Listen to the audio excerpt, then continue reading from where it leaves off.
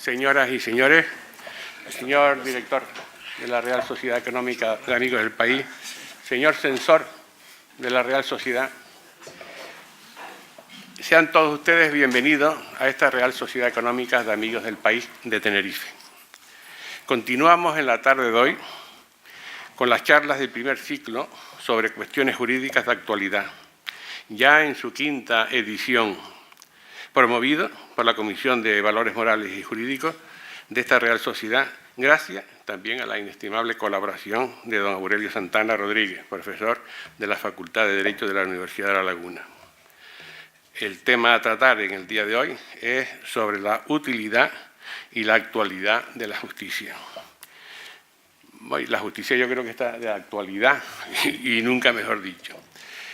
Tema que será moderado por doña Elena Sánchez Jordán, catedrática de Derecho Civil de la Universidad de La Laguna, y a cuyo cargo estará la presentación de los ponentes. De don Miguel Atienza Rodríguez, catedrático de Filosofía del Derecho de la Universidad de Alicante, don Joaquín Astor Landete, presidente de la Audiencia Provincial de Santa Cruz de Tenerife, y a los que le agradezco su colaboración y su presencia. Y a ustedes, señoras y señores, agradecerles también su asistencia, esperando que esta jornada les sea de su agrado y de provecho. Muchas gracias.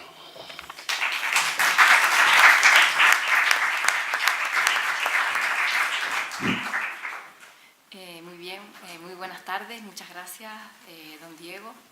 ¿Se escucha? Es que tengo la voz un poco, sí, tengo la voz un poco perjudicada por el frío lagunero. Bueno, lo primero que tengo que decir es que el profesor que tengo a mi lado se llama don Manuel Atienza, no es don Miguel, no don Manuel, pero bueno, el público lo sabe porque lo conoce.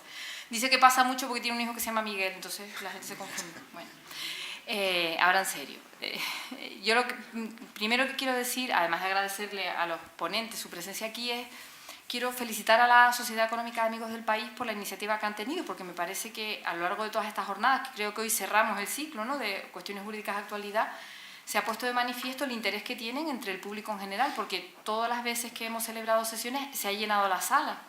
Y además siempre con profesionales de distinta procedencia. Hay muchas personas procedentes del mundo jurídico, pero también hemos tenido estudiantes de Derecho, profesionales de distintas ramas jurídicas y no jurídicas. Y yo creo que eso pone de manifiesto el interés, como decía, de este asunto en la actualidad. Quiero felicitar expresamente a don Diego Vega, porque fue el que tuvo la ocurrencia creo, ¿no?, de celebrar este ciclo, y al profesor Aurelio Santana, porque me consta que se ha devanado los sesos y ha puesto mucha carne en el asador para que estas jornadas salieran bien. Antes de presentar a los ponentes, yo creo que sería interesante hacer una reflexión sobre el sitio en el que nos encontramos, porque hay muchas caras que no han estado en las sesiones anteriores y a lo mejor no saben qué es lo que representa la Sociedad Económica de Amigos del País de Tenerife, ¿no? Es la hija de las sociedades ilustradas que en el siglo XVIII se reunían para debatir los temas actuales o temas novedosos en aquella sociedad, temas en los que hacía falta, pues, dar una pensada a lo que estaba pasando, ¿no? Y yo creo que es bonito por lo que tiene, ¿no?, de rememorar, y soy una romántica empedernida, rememorar esas tertulias, porque además, salvo la primera sesión, todas las sesiones sucesivas que se han celebrado en este ciclo han tenido siempre varios ponentes, han tenido ese formato de tertulia no ilustrada, sino ahora la llamaríamos moderna, modernista, yo no sé, líquida, porque ahora la palabra de moda es la de la sociedad líquida, y yo creo que es interesante, ¿no?, que se haya retomado ese formato. Y además, a mí me gusta porque se ha puesto de manifiesto la colaboración de la Universidad de La Laguna, nuestra Universidad Lagunera, con la Sociedad de La Laguna, ¿no? Aquí tenemos a un ex-rector sentado en la primera fila que ha traído a la Universidad de La Laguna a la sociedad de la ciudad. Y me parece que también hay que reconocer la importancia y creo que hay que promover que se siga haciendo así en el futuro. Yo lo único pero que les voy a poner es el título de la charla de hoy. Porque de la justicia podemos decir muchas cosas. Podemos hablar de la actualidad, de la necesidad, de la importancia, pero de la utilidad. Sinceramente, yo cuando leí lo de utilidad de la justicia tuve que hacer ahí un ejercicio porque me puso un poco los pelos de punta, no sé qué opinará el profesor Atienza. Pero vamos, de resto todo fenomenal. Y ahora voy a decir algunas palabras de las personas que me acompañan en la mesa. Bueno, también quiero dar las gracias por haberme invitado a estar aquí, porque para mí es un honor inmenso que le contaré a mis sobrinos nietos. Yo no voy a tener nietos, pero puedo tener sobrinos nietos, que yo estuve sentada un día con el profesor Atienza y con don Joaquín Astor en la misma mesa. Yo antes iba a empezar diciendo con la venia, ¿no? Teniendo aquí a Joaquín Astor, pero bueno, él creo que me va a permitir que no lo diga. ¿Sí? Entonces, empezando por don Joaquín Astor, creo que todos saben que es presidente de la Audiencia Provincial de Santa Cruz de Tenerife, tras una larguísima carrera judicial en la que ha destacado sobre todo sus tareas como juez de instrucción y como juez decano, donde me consta que hizo una labor organizadora importante de los juzgados de Santa Cruz de Tenerife. Por lo menos eso me han dicho los pajaritos que pululan por el ambiente judicial de la isla. Y creo que eso también, esa labor, esa capacidad organizativa la sigue poniendo de manifiesto en la Audiencia Provincial, donde desde hace años ocupa la posición de presidente, ¿no? Está en la sección segunda, si no me equivoco. Y yo creo que además de la vertiente práctica, que es la que él representa en la sesión de esta tarde, es un magistrado estudioso, también me consta, es un magistrado que tiene ese punto teórico. Y además tiene una especial preocupación, que también me consta, por las garantías procesales, por el cumplimiento de las normas del Código Penal y de la Ley de Enjuiciamiento Criminal, porque él es penalista, no es de mi gremio. Yo no sé qué pinto yo aquí esta tarde, la verdad, ahora que lo pienso, pero vamos, que me consta esa afición, que además es como debe ser, porque se cumplan bien cumplidas todas las garantías procesales. Creo que con esto más o menos doy por cumplido mi labor de presentación. Y ahora me toca presentar al profesor Atienza, que es la otra vertiente, es la vertiente teórica, pero en realidad el profesor Atienza es un oxímoron, por lo menos para mí. Es un oxímoron porque, siendo un filósofo del derecho, que nosotros nos imaginamos al filósofo del derecho como la persona imposible de entender, teórico, que no se ocupa de los problemas prácticos, él es todo lo contrario. Es un filósofo del derecho que hace filosofía del derecho que se puede aplicar, que se puede entender. Yo la primera vez que leí un libro suyo entendí algo y me dio, bueno, una sensación que dije, por fin entiendo a un filósofo del derecho. Y estaba mayor ya, quiero decir, yo tenía bastantes años, no fue mi juventud. Pero vamos, creo que fue para mí un grandísimo descubrimiento y bueno, no exagero si les digo que, bueno, yo estoy emocionada, no me saltan las lágrimas, pero casi, por estar aquí presentándolo esta tarde. Nosotros venimos ahora de ver el Fondo González Vicente de la Universidad de La Laguna, y la verdad es que daba gusto verlo tocando con sus dedos los libros que don Felipe había comprado, había leído, había anotado, porque ahí se siente el amor del profesor Atienza hacia el derecho, ¿no? Yo creo que, bueno, aparte de que es catedrático de Filosofía del Derecho en la Universidad de Alicante desde el año 83, si no me equivoco, 83, ¿no? Creo que 84. 84, bueno, perdón, es que yo miré en Wikipedia y ponía 83. Bueno, pues desde el año 84, y que ha escrito de los temas más difíciles de la filosofía del derecho, tiene esa otra vertiente que, al mismo tiempo que escribe de temas difíciles, escribe de temas actuales y necesarios. Yo creo que no me equivoco si les digo que es de los pocos juristas que, durante lo peor de la crisis que nos ha azotado en la última década, fue de los pocos juristas, digo, que se atrevió a utilizar los instrumentos que nos proporciona el derecho para tratar de buscarles una interpretación que sirviera para dar salida, dar soluciones a los problemas de los sectores más desfavorecidos de la sociedad. Y solamente por eso le quiero dar unas gracias enormes. Y nada, y como les digo, estoy honrada por encontrarme aquí, y ahora doy la palabra. Primero empezará el magistrado Astor Landete y luego seguirá el profesor Atienza. Así es como hemos acordado que se produzca el debate.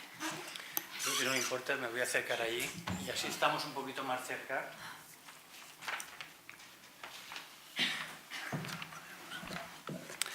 Bueno, en primer lugar, lo que quería es agradecer a la Sociedad Económica pues esta oportunidad de estar aquí, pues para poder cruzar unas palabras, unas ideas.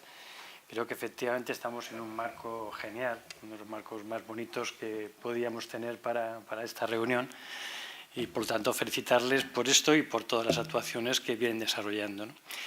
También agradecer a los promotores y a las personas que materialmente han estado organizando este acto, entre ellas, lógicamente, a Elena Sánchez, a Aurelio Santana, querido amigo compañero, que difícilmente me soporta, pero bueno, aún así todavía se ha atrevido a venir hoy aquí, ¿no? Bueno, yo sin embargo, a diferencia de lo que decía Elena, yo sí quiero reivindicar la importancia de la justicia y como veis empezamos ya polemizando. Yo hablé de la utilidad, la importancia es la máxima. Pues la utilidad también la reivindico, anda, vamos a reivindicar todas. No, es un tema muy interesante, es un tema de actualidad y yo os diría que, fíjate, en estos momentos de rabiosa actualidad, la justicia está en el foco de los problemas de la sociedad y está muchas veces no porque los que aplicamos la justicia queremos que esté. Son las circunstancias de la sociedad los que determinan la presencia de la justicia. Os voy a traer algunos temas al recuerdo, que los tenéis todos obviamente en la mente, pues nuestro país en estos momentos pues está teniendo como uno de los principales problemas, y así lo dice la sociedad continuamente, en la corrupción política, ¿no? ¿Y esto qué hace? Pues necesariamente está poniendo el foco otra vez en la justicia. ¿Y por qué lo está poniendo en la justicia? Pues lo está poniendo en la justicia porque los políticos no han sabido solucionar ese problema. Entonces, como no han sabido solucionar ese problema, lo han dilatado, han ido huyendo del mismo, al final, lógicamente, pues cae donde el que nunca se va a esconder, que es la justicia, porque la justicia está obligada a dar una respuesta a la sociedad. Más asuntos, claro, todos podemos señalar asuntos. Ahora tenemos un problema territorial que yo diría muy grave, donde se ha puesto de moda en determinada zona geográfica por la desobediencia a la Constitución, la desobediencia al Estatuto de Autonomía. Constitución y Estatuto de Autonomía que esas mismas personas juraron prometer, o prometieron, o juraron. Curiosamente, pues está de moda desobedecerlo, como está de moda desobedecerlo en esas zonas al Tribunal Constitucional, y parece que está de moda desobedecer absolutamente todo. Claro, al final, pues, de nuevo, llega la justicia. Y bueno, ahí de repente se nos dibuja el problema de los jueces, la justicia, y se dice, uy, estos señores son unos héroes, están aquí dando la cara. ¿Sí? Pero de repente al día siguiente nos convertimos en villanos. Aparece un asunto, el famoso asunto de la manada, que seguramente también está en sus mentes, y de repente nos hemos convertido en villanos, héroes o villanos. Pues ni héroes ni villanos, simplemente somos personas, somos profesionales que tenemos una función que nos exige la propia Constitución y que nos exigen todos ustedes, nos exige la sociedad, que es la de juzgar y ejecutar lo juzgado. Y siempre tenemos que estar ahí, nos guste o no nos guste. Y además siempre vamos a dar una respuesta. Ahí estamos. Por eso digo que ni héroes ni villanos. Somos gente de actualidad, pero que no queremos protagonismo. Queremos simplemente cumplir y aplicar la ley. Bien, en este contexto, pues vamos a meternos en charcos, para favorecer un poquito luego tal vez el debate. Yo no sé qué respuesta podrán ustedes darle a todas estas cosas y decir, bueno, los jueces sirven, no sirven, son útiles, no son útiles, están equivocados, no están equivocados. No lo sé, eso se lo dejo a todos ustedes ahora. Ahora hablaremos de ello. Pero a mí me dicen, hable usted de la justicia. Y entonces la pregunta es, ¿y esto de la justicia qué es? ¿Qué es? Pues miren, la justicia es algo que se determina pues, según el prisma desde donde se quiera mirar. Punto del prisma filosófico, aquí tenemos a un gran amigo y profesor, el punto de vista sociológico, el punto de vista religioso, el punto de vista jurídico, pues según como lo miremos encontramos una solución.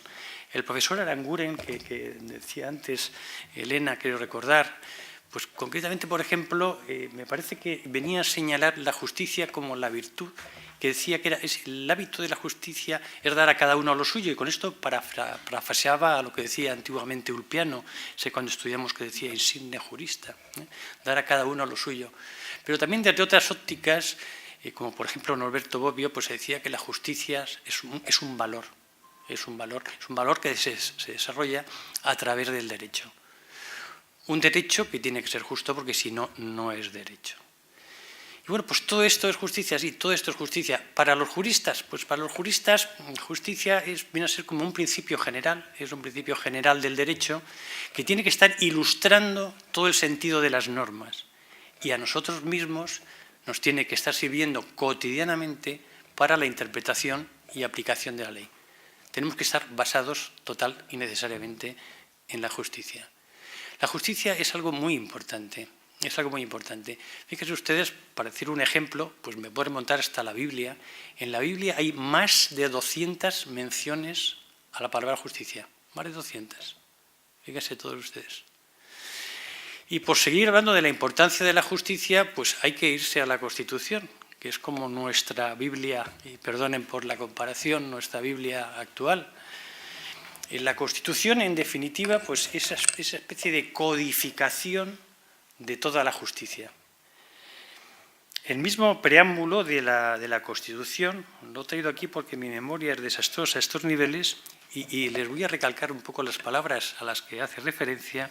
Nos habla de, ya en el mismo preámbulo, dice: la nación española, deseando establecer la justicia, fíjense, empieza así ya, deseando establecer la justicia, la libertad, otra palabra sagrada, y la seguridad, y promover el bien de cuantos la integran en uso de su soberanía, proclama su voluntad de, y sigue con temas jurídicos, garantizar la convivencia democrática dentro de la Constitución y de las leyes, conforme a un orden económico y social justo, consolidar un Estado de Derecho que asegure el imperio de la ley como expresión de la voluntad popular.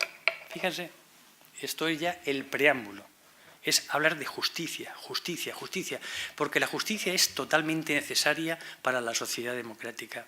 Y yo les digo a ustedes, sin justicia no podría existir sociedad democrática, no podría, sería otra cosa.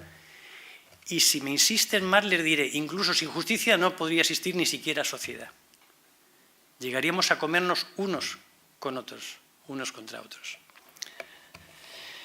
También la propia Constitución, ya desde el artículo 1, nos dice que España se constituye como un Estado social, democrático, de derecho, que propugna como valores, y fíjense, que propugna como valores la libertad, la justicia, la igualdad y el pluralismo político. El legislador no los ha jerarquizado todos estos valores, pero los ha puesto en orden, y en orden pues empezamos con la libertad y con la justicia.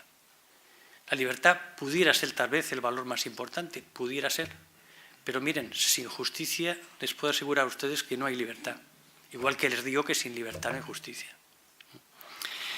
Y bueno, ¿y quién es el encargado de administrar esa justicia? Pues el encargado de administrar justicia son precisamente los jueces. Los jueces que, conforme al artículo 117.1 de la Constitución, se integran en el Poder Judicial y tienen como principios la independencia, la inamovilidad, la responsabilidad y el imperio de la ley al que están sometidos. Porque es la ley precisamente lo que les legitima. Bueno, pues estas son las personas que están encargadas de administrar la justicia. Y claro, cuando decimos que los jueces son independientes, sin embargo ya, por eso de la actualidad que yo venía diciendo, que ya les estaba provocando, digo, pero es que se está diciendo que ustedes no son independientes. Y esto lo estamos viendo en las noticias continuamente. Por supuesto, si nos vamos a esa zona territorial del noreste de España, pues nos dicen que no somos independientes, que dependemos de determinados poderes políticos y demás. Otros dicen que dependemos de poderes fácticos, otros dicen que dependemos de no sé quién. Los jueces son independientes fundamentalmente porque lo dice la propia ley, por lo tanto, por definición somos independientes. Pero claro, no basta la mera definición, hay que buscar la práctica. Yo creo, y se lo digo sinceramente, los jueces somos independientes. Los jueces somos independientes en nuestras resoluciones judiciales. Sí que es verdad, y eso lo dejo si quieren ustedes para ese debate posterior, es que yo no creo realmente que los ciudadanos estén cuestionando la independencia de los jueces individuales, incluso de los tribunales ordinarios que normalmente administran la justicia. Yo creo que se está cuestionando más bien la independencia a partir de los tribunales superiores. Y, por supuesto, ese debate llega al Tribunal Supremo. ¿Y por qué se produce ese debate de independencia cuando ya la ley nos está repitiendo y diciendo que son ustedes independientes? Porque se viene cuestionando el Consejo General del Poder Judicial. Y saben ustedes que el Consejo General del Poder Judicial es el órgano que nombra a los jueces. Yo mismo estoy nombrado por el Consejo General del Poder Judicial. O sea, a mí no me han nombrado los compañeros, no me han nombrado ustedes como sociedad, a mí me nombra el Consejo General del Poder Judicial. Y de ahí, lógicamente, pues para arriba, ¿no? Entonces, claro, según sea la composición del Consejo General del Poder Judicial, según se haya organizado el Consejo General del Poder Judicial, pues se podrá decir que esas determinadas elecciones pues, no están debidamente justificadas. Seguramente no está justificado que me eligieran a mí. Pero, en fin, este sería posiblemente el debate. Pero yo les aseguro a ustedes, para su mejor tranquilidad, que los jueces que dictan las resoluciones que a ustedes les están afectando todos los días son jueces totalmente independientes e íntegros. Se lo puedo garantizar. Bien, cuando les garantizo a esto, concretamente esa integridad, pues entre otras cosas es porque los ciudadanos tienen derecho a ese acceso a la justicia, a ese acceso a los jueces, tienen derecho a la tutela judicial efectiva. Y esto nos dice el artículo 24 de la Constitución, pero ese artículo nos dice más cosas, porque dicen que los ciudadanos tienen derecho a un juicio justo, el juicio justo que ya venían predicando los anglosajones desde hace mucho tiempo. Tienen derecho a un juicio justo, pero ¿es juicio justo lo que nosotros damos? Eso es una de las preguntas. Porque dice, sí, ustedes son independientes, pero ahora ¿son justos? Porque ¿cuándo se es justo? Pues nos lo está diciendo la propia Constitución. Dice, cuando ustedes administran esa justicia independiente, de acuerdo con la ley, pero nos dice algo más la Constitución. Y nos dice, sin dilaciones indebidas. Y esto tal vez sea nuestro mayor hándicap, las dilaciones indebidas. Porque esa justicia que no está a tiempo, que no está en el tiempo razonable de las respuestas, pues lógicamente deja de ser justicia. Y ya no digo que se convierte en injusticia, pero al menos deja de ser justicia. Y esto es uno de nuestros principales problemas. Ahora la cuestión es, bueno, pero ¿quién es el responsable? Pues desgraciadamente cuando esto ocurre, y ocurre con mucha frecuencia, pues todo el mundo señala a los jueces, porque esto es muy fácil. Y desde el poder político se señala con más ansia porque no se quiere asumir la responsabilidad. Los responsables, los jueces que no han dictado la resolución y estamos aquí esperando. Pero miren, los jueces, para dictar las resoluciones, estamos montados en una guagua que era del año 1882, es la ley de enjuiciamiento criminal, 1882. Y desde entonces, como las guaguas antiguas, pues ha sido remendada en los tiempos, no les puedo decir cuántas veces porque he perdido absolutamente la memoria. Una vez me entretuve, pero ahora ya lo he olvidado. No sé cuántas veces. Y ha sido remendada a su vez desde posicionamientos jurídicos, políticos, sociales y doctrinales totalmente distintos, incluso hasta contradictorios. De tal manera que tenemos una amalgama de normas que, como dicen por ahí, vamos, ni la madre que la parió lo puede reconocer. Y eso es el vehículo en el que nosotros tenemos que dictar resoluciones judiciales. Pero aparte de todo esto, claro, dices, vamos a dictar resoluciones judiciales, vamos a celebrar juicios, pero ¿cuántos juicios tenemos que celebrar? Eso se pregunta. ¿Somos nosotros los responsables de querer celebrar tantos juicios? Pues no. Miren, los jueces estamos no controlados, lo digo también para su mejor tranquilidad, estamos supercontrolados, hipercontrolados. Nosotros estamos sometidos, y somos el único poder que está realmente sometido al control máximo, estamos sometidos a un sistema de estadística continuo, hasta tal punto que cada 3 meses tenemos que hacer una evaluación de todas las resoluciones que se dictan, de todos los juicios que se siguen adelante, y esto ¿saben ustedes a dónde va? Pues va al Consejo General del Poder Judicial, al Ministerio de Justicia y a la Autonomía, al Poder Autonómico, a través de la Consejería, Viceconsejería y Dirección General de Justicia. Y todos estos poderes políticos nos están controlando nuestras estadísticas, pero hasta tal punto que, de acuerdo con la Ley Orgánica del Poder Judicial, cuando nosotros no llegamos al 80% de ese rendimiento que se nos está exigiendo, pues te abren un expediente que se va a convertir en expediente disciplinario y tienes que estar justificando por qué no has llegado. Fíjese si estamos controlados. El problema es que nosotros no tenemos unos módulos de entrada de asuntos que te digan, mire, usted lo que tiene que resolver es esto y no se preocupe usted porque ya usted no tiene que resolver más. Es razonable porque esta es la cantidad que usted puede racionalmente satisfacer y lo demás pasará a otro. No. Te sigue llegando, te sigue llegando, te sigue llegando y hay que resolverlos todos porque todos los ciudadanos tienen igual derecho.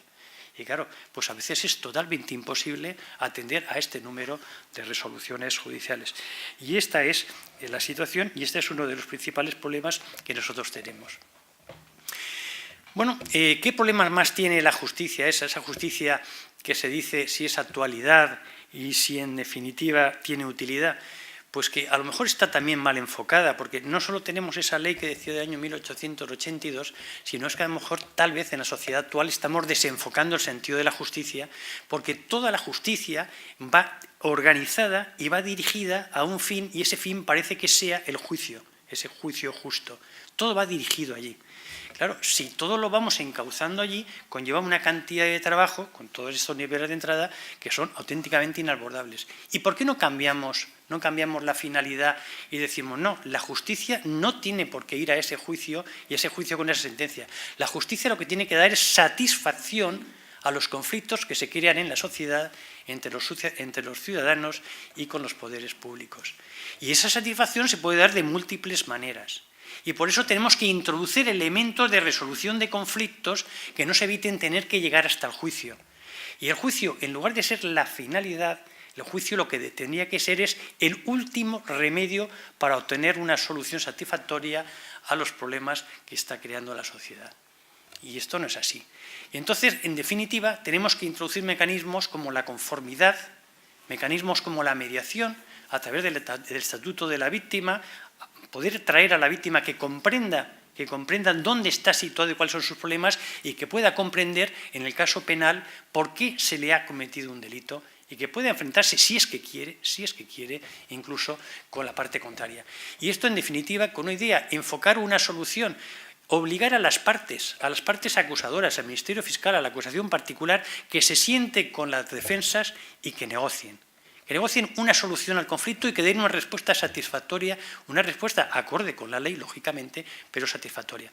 Y eso podría ocurrir que después de, por ejemplo, en las cuestiones civiles, a partir de la presentación de la demanda, en las cuestiones penales, a partir de que existe una denuncia o una querella, se sientan, llegan a un acuerdo conforme a la ley y se resuelve de forma inmediata sin tener que desarrollar todo ese camino de la instrucción. Un camino tortuoso que, claro, al final es que no hay elementos de llegar. Y es verdad, todo esto es carísimo. Y la sociedad ya está en un momento determinado que es que ya no puede pagar tanto para satisfacer la necesidad de justicia. Pues esto es otra razón. Y además en la justicia están embargados y embarcados un montón de bienes económicos que están inmovilizados, que no están disponibles para la sociedad hasta que no hay una solución final. Y la solución final viene a través del proceso en la instancia, del proceso a través de los recursos, y todo esto es muy largo y mucho tiempo, cuando realmente la necesidad de satisfacción de estos intereses debería ser de forma inmediata. Y luego ya pues vemos también que en la justicia, y ya me acerco más a lo que es mi campo directo, que ya la instrucción, nos dice, bueno, ¿y ustedes cuál es su función? Ya lo he dicho antes, nuestra función es la de juzgar y ejecutar lo juzgado. Y entonces yo les pregunto a ustedes, ¿y en esa función constitucional de juzgar y ejecutar lo juzgado, qué pinta el juez de instrucción? Porque instruir es juzgar, instruir es ejecutar lo juzgado. Y entonces nos encontramos aquí unos señores, y yo lo digo porque he sido muchísimos años juez de instrucción, que en el fondo tal vez no terminemos de saber qué es lo que pintamos en todo esto. Y a lo mejor es que nos tenemos que replantear seriamente ese papel y tenemos que cambiarlo seguramente. Porque el juez no está para instruir, porque la instrucción tiene un elemento inquisitivo que de alguna manera está reñido con la figura del juez. El juez tiene una función de garantías y de resolución.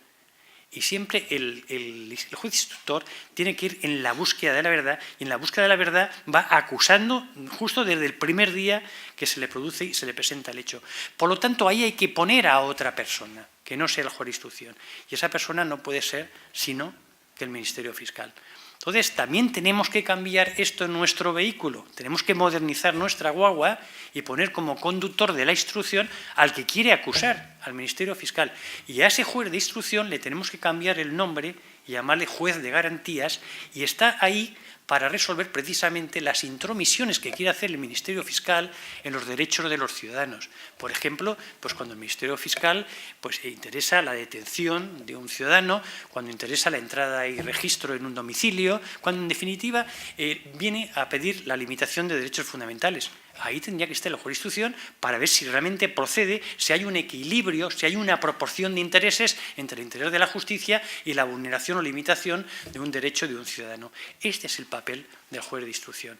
Y luego, cuando haya terminado esa instrucción que realiza el Ministerio Fiscal, entonces no será el Ministerio Fiscal quien lo va a llevar a juicio. Se lo tendrá que presentar al juez de instrucción, y ese juez de instrucción tendrá que examinar lo que se está acusando, los elementos de acusación, las pruebas que dice tener el Ministerio Fiscal, y tendrá que decir, ¿vale la pena meter a un ciudadano concretamente en un procedimiento penal o no vale la pena porque no hay elementos de prueba satisfactorios? Y si no los hay, lo rechazará, y si los hay, dará apertura al juicio oral. Ese es el papel de los jueces. Y finalmente, si no se ha llegado a una solución del conflicto, por cualquiera de los medios que yo decía antes, pues tendrá que haber un juez, lógicamente, ahí sí, que finalmente pues dicte la sentencia, la resolución que proceda. Claro, si ponemos al Ministerio Fiscal ahí, pues también tendremos que replantearnos más cosas, porque evidentemente también el Ministerio Fiscal ha sido cuestionado en estos últimos tiempos, y además ha sido cuestionado mucho, y precisamente más que a los jueces se le ha acusado de parcial. Entonces tendremos que replantearnos el estatuto del Ministerio Fiscal. Y yo digo que esto es una cuestión muy seria. Desde la propia Constitución, el artículo 124 nos dice que el Ministerio Fiscal lo propone, el fiscal jefe, perdón, lo propone el Gobierno y lo designa el jefe del Estado. Pues esto lo tenemos que cambiar o lo tenemos que reestructurar de otra manera distinta, porque es necesario en este nuevo papel de la justicia actual que yo propugno, que ese fiscal general del Estado sea propuesto por las Cortes, el Parlamento, por el Senado, y ya, lógicamente, sea refrendado por el jefe de Estado, pero que sea precisamente propuesto por el elemento legislativo, y que sea esto pues, para cumplir precisamente sus misiones, que son la defensor de la legalidad y la imparcialidad. Y yo creo que cuando lo está eligiendo el Gobierno, pues cabe un riesgo bastante importante de que esto no se produzca. Por lo tanto, también tendríamos que modificar esto. Pues todo este es el papel de la justicia que yo he pretendido dibujarles, y ya voy a terminar porque creo que me estoy alargando muchísimo y me van a reñir en cualquier momento. Al final, la justicia, les voy a contar una pequeña anécdota de algo que vi hace muy poco. La justicia, cuando estamos tratando de definirla, qué es, cómo se ve y tal, vi una experiencia y se hacía así. Se había elegido a unos niños de muy corta edad, pues no lo sé, tal vez 6, 5, 7 años, y se les había puesto a realizar una actividad en común. Y se les había dicho, tenéis que hacer esto, y si lo hacéis bien vais a tener un premio. Y efectivamente, las niñas y los niños pues, se pusieron a trabajar y hicieron aquello con mucha alegría y con mucho entusiasmo, con mucha solidaridad, y todos trabajaron y ya lo presentaron, todo quedó muy bonito, perfecto, les felicitaron, bueno, todo está bien. Y ahora hay que dar el premio. Y entonces, bueno, estaba una niña, la primera, estaba en fila y le dieron un premio deseado, que ya se había anunciado cuál iba a ser y que era lógicamente muy querido por los niños. Le dieron un premio, lo cogió encantado, estuvo muy feliz con su premio, lo miraba y demás, y luego pues la persona que dirigía todo esto dijo, bueno, pues ahora al siguiente, al niño. Entonces al niño que había al lado, pues le dio 3 premios. Y entonces la niña que estaba ahí se miraba su premio, pero miraba de reojo y miraba a los premios que le habían dado al otro. Y al siguiente le dio 2 premios. Y esta persona que estaba dirigiendo aquello se queda mirando a la niña y le dice, ¿pero no estás contenta que tienes un premio? Y aquella con su premio decía, sí, me gusta mucho, pero es que él tiene 3. Y dice, sí, le decía el otro, sí, pero es que tiene 3 y hemos hecho lo mismo, y además hemos trabajado juntos y lo hemos hecho bien, y yo solo tengo 1 y él tiene 3. Y entonces le preguntan al niño, bueno, ¿y tú estás contento? ¿Lo ves bien? Y el otro con sus 3 premios se queda así mirando y luego mira a la niña y dice, sí, pero es que no es justo porque yo tengo 3 y ella solo tiene 1. Y entonces le dice el otro, ¿qué hacemos? Y dice, pues yo le doy uno y así tenemos 2 cada uno. Y efectivamente le dio y se quedaron contentos. Pues esto, en definitiva, es la justicia. Muchas gracias.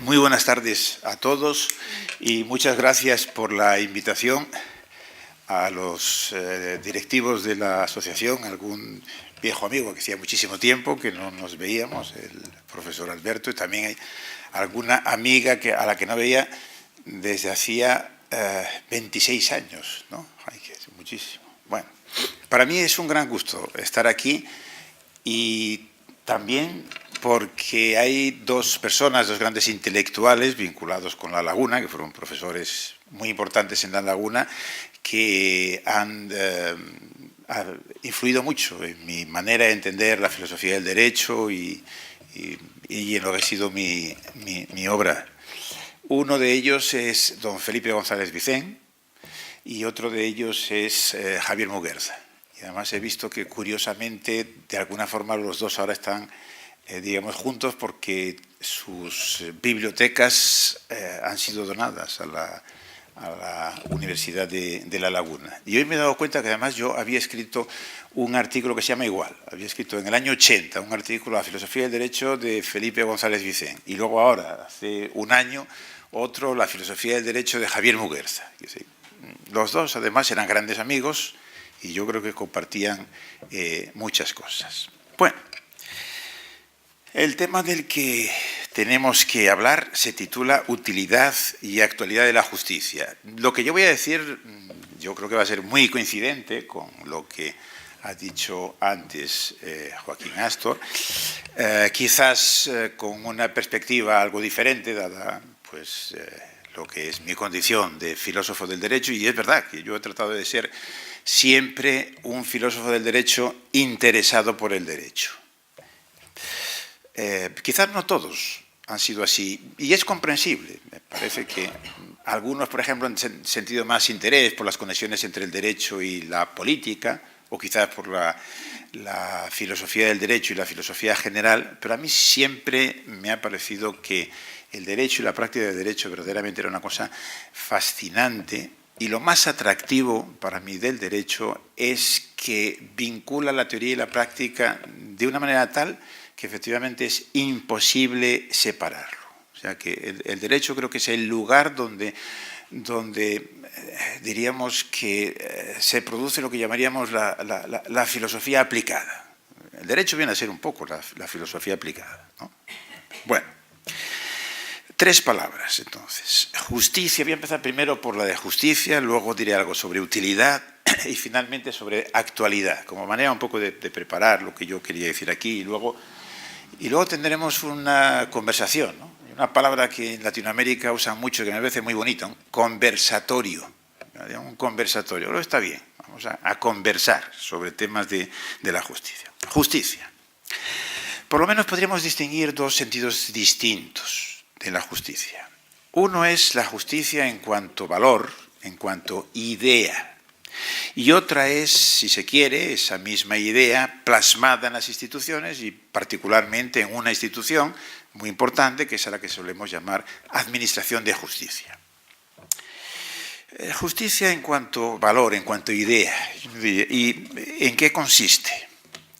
Bueno, el ejemplo último que ponía Joaquín es bien interesante porque muestra hasta qué punto la idea de justicia es una idea que forma parte de cualquier sociedad, pero no solo, porque hay también algunas investigaciones paralelas a esta con niños de muy corta edad que se hace con primates, concretamente con los que son más próximos a nosotros, que son los chimpancés. Y entonces lo que muestran es que efectivamente las reacciones a propósito de cuestiones de recompensas, de comida y cosas así, pues hay muy poca diferencia. O sea que también muestran reacciones negativas si ven que, por ejemplo, han hecho lo mismo y reciben pues, solamente un plátano canario y el otro recibe, diríamos, 2. Entonces, muestra de sagrado. Parece ser que los niños de corta edad y los chimpancés ven con agrado que sufra castigo a alguien que ha hecho algo que está mal. Pero fíjense, diríamos, desde el punto de vista instintivo, o sea, que la justicia puede ser una idea instintiva que también, diríamos, ha formado parte de la evolución, ¿no? Porque para lo que es el desarrollo, ¿verdad?, de la evolución, por la idea de cooperación es muy importante. Y entonces, claro, esa justicia, diríamos, instintiva está ahí. Un jurista romano, Gallo, decía que el derecho natural era el que era común a todos los animales, o sea, que de alguna forma es una intuición que iba por el mismo lado. Pero claro, también esto no conviene aproximarnos demasiado, ¿no?, a lo que serían los sapiens, digamos, y el resto de las especies, porque claro, nosotros sí que tenemos algo que es singular, que es la capacidad de reflexionar sobre la justicia, y eso naturalmente no se da en ninguna otra especie animal. De tal manera que, en un sentido estricto, la idea de justicia sí que es privativa, de las sociedades humanas, ¿no? Pero, ¿qué es la justicia? Yo precisamente esta semana tenía en mi clase en Alicante, tenía que comentar un librito muy famoso de Hans Kelsen. Kelsen es reconocido prácticamente por todos los juristas como el más importante del siglo XX. Y él escribió a comienzos de los años 50 un librito, Was ist Gerechtigkeit? ¿Qué es la justicia? Y llegaba a una conclusión que parece que es muy escéptica, que es que no se puede decir qué es la justicia. O sea que Kelsen formaba parte de lo que los teóricos de la ética llaman el no cognitivismo, el emotivismo. Es decir, es lo más importante para todo el mundo, lo más importante, la justicia, recibir naturalmente un trato justo, e incluso que los demás, nuestros allegados, etcétera, nuestros conciudadanos, reciban un trato justo, pero sin embargo, desde el punto de vista racional, no podemos contestar a la pregunta ¿qué es la justicia? O dicho con más precisión, decía Kelsen, si estuviéramos de acuerdo en lo que él decía son los fines últimos, entonces sí, tenemos oportunidad de utilizar la razón para decir este es el medio adecuado para conseguir tal fin. Un ejemplo que él ponía, diríamos, el suicidio, quizás hoy podríamos traducirlo por un problema de eutanasia. Él decía, es insoluble el problema si, por ejemplo, nos encontramos con que una persona muy creyente piensa que lo más importante es la vida, porque la vida es un don de Dios y, por lo tanto, el hombre no puede quitarse la vida. Mientras que una persona que tuviese otro tipo de concepción sobre la vida pensará que no, que lo más importante es la autonomía, la libertad y que, por lo tanto, él puede, cada uno de nosotros, debería poder decidir cómo terminar su existencia. Entonces, Kelsen, así planteadas las cosas, es irresoluble. Pero si estuviéramos de acuerdo, imaginemos, si estuviéramos de acuerdo en que la autonomía está, por lo menos en ciertos casos, cuando uno padece una enfermedad terminal con grandes sufrimientos, etcétera, etcétera, entonces sí, si estamos de acuerdo con el fin último, sí que podemos discutir sobre cuáles son los medios adecuados, cómo tendríamos que modificar, por ejemplo, el Código Penal y cosas así. Y él hace un repaso de todas las concepciones sobre la justicia que se han dado, pues en todo lo que es el pensamiento racional, por lo menos en Occidente, pero diríamos, y no solamente en Occidente. Lo que yo sé sobre el derecho y sobre la justicia tiene que ver con la tradición occidental, pero si nos pusiéramos en otra pasaría naturalmente lo mismo. Pues empezando, yo qué sé, por Sócrates o Platón, y acabando por John Rawls o Habermas, la idea de Kelsen, que se no llegaba a estos últimos autores, ¿no?, porque estaba escribiendo en los años 50, pero él venía a decir su argumento, tenía la forma de un dilema, decía, una de dos, algunas de las formulaciones que nos han dado para decir qué es la justicia son vacías. Ejemplo, dar a cada uno lo suyo. Efectivamente, eso es lo que todos los juristas sabemos, que Ulpiano puso ahí, bueno, pusieron otros, lo había dicho Ulpiano, en el digesto, dar a cada uno lo suyo. Y eso también uno de los proverbios de los 7 sabios, ¿verdad?, de Grecia, y Kelsen decía, esto es completamente vacío. Porque si no sabemos qué es lo suyo de cada uno, pues naturalmente no estamos diciendo nada. Pareciera como que estamos diciendo algo, pero no es así. O lo mismo, por ejemplo, cuando se dice la justicia es la proporcionalidad, el término medio de Aristóteles, muy bien, pero claro, tenemos que saber cómo fijamos los extremos, o la llamada regla de oro de la justicia. No hagas a otro lo que no quieres que te hagan a ti. Que según Kelsen eso sería la famosa segunda formulación del imperativo categórico kantiano. Me parece que no, pero bueno, pero él lo veía, diríamos, de esta manera. Fórmulas entonces vacías. Las aceptamos, pero en realidad no dicen nada. Y la otra posibilidad, decía él, es que efectivamente nos encontrásemos con fórmulas que sí tienen un contenido, claro, como por ejemplo el que pone la vida por encima de todo lo demás.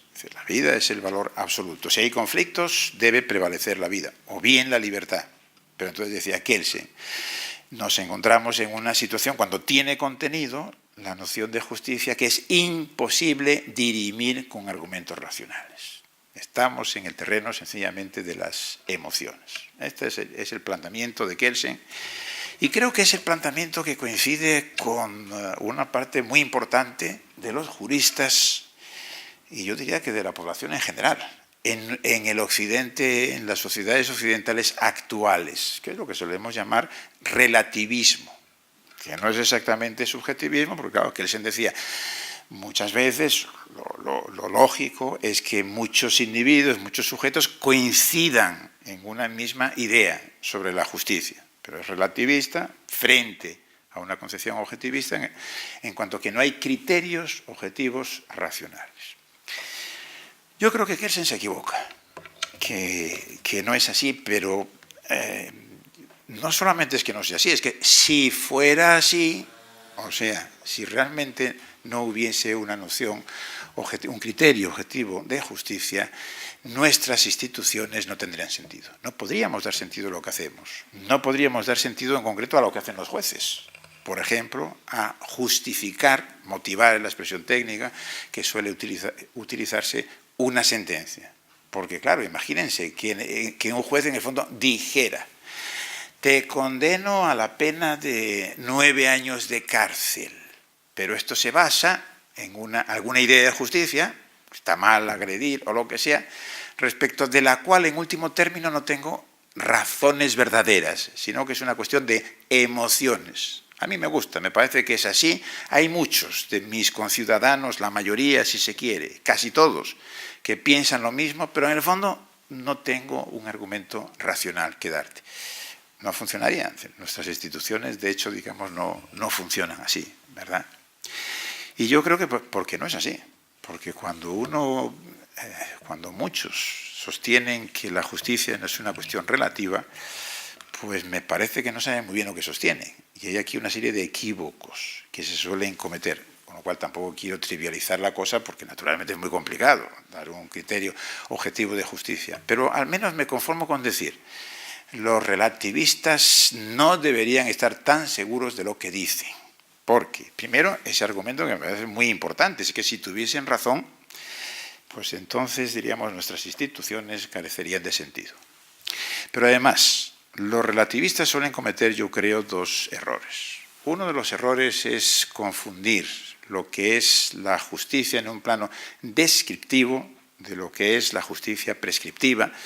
O sea, que todos dicen, sí, yo soy relativista porque naturalmente me doy cuenta de que en relación con una serie de cuestiones, en realidad las cuestiones, digamos, más complejas, pues hay desacuerdos.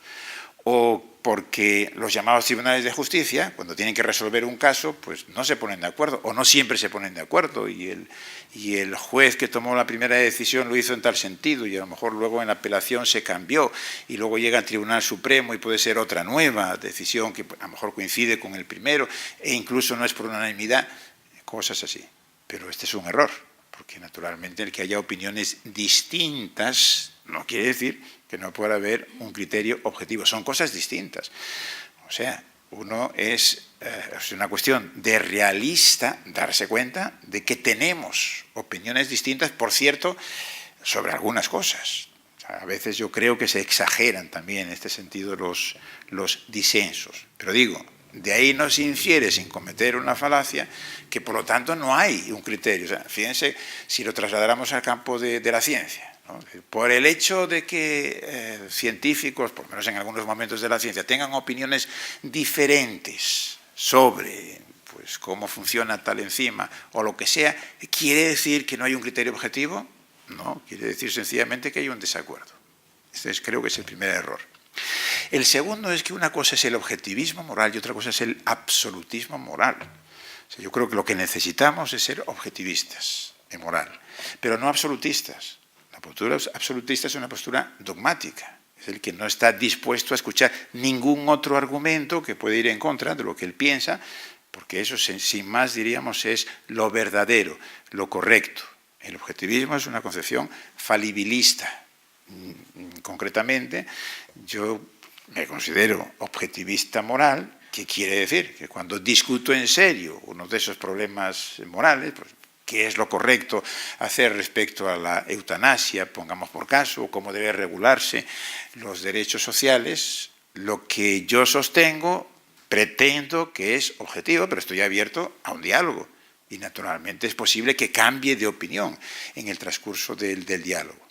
Eso se traduce en términos de los jueces, de la administración de la justicia, con lo que ahora se suele llamar lo de la única respuesta correcta. Si hay una única respuesta correcta, yo diría, sí que la hay, por lo menos en la inmensa mayoría de los casos, hay una única respuesta correcta. Pero eso no quiere decir que de manera inmediata, automática, algo así como a bote pronto, uno la encuentre, sino que cuando los casos son muy complejos es perfectamente posible que el juez de primeras piense, la solución es esta, y luego delibera con sus colegas y puede ser que cambie. Pero es decir, eso no es ningún argumento en contra de la objetividad. Bueno, esta es una cosa que me parece que tenía algo de interés, o sea, el valor de justicia. Muy complejo, pero lo necesitamos, porque es que si no, no seríamos capaces de dar sentido a lo que son nuestras instituciones, y en particular esto de la administración de justicia, que es el segundo sentido, o sea, la justicia encarnada en una institución, que por cierto no es la única. La importancia de los jueces de la jurisdicción es enorme, pero los aplicadores de las normas jurídicas, en sociedades tan complejas como las nuestras, no se reduce ni mucho menos a lo que hacen los jueces.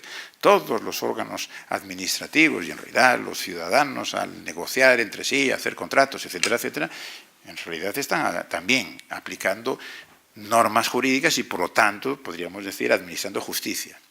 Pero claro, el papel de los jueces es esencial y por eso muchas veces se dice que cuando se negocia y se toman resoluciones, eso que se llama ahora las resoluciones, las disputas alternativas a la jurisdiccional, por ejemplo, el arbitraje, la mediación, la negociación y muchas otras figuras híbridas, pero se suele decir, pero es a la sombra de los jueces, lo que quiere decir que si falla la negociación, si no te pones de acuerdo, al final acabarás en un juez.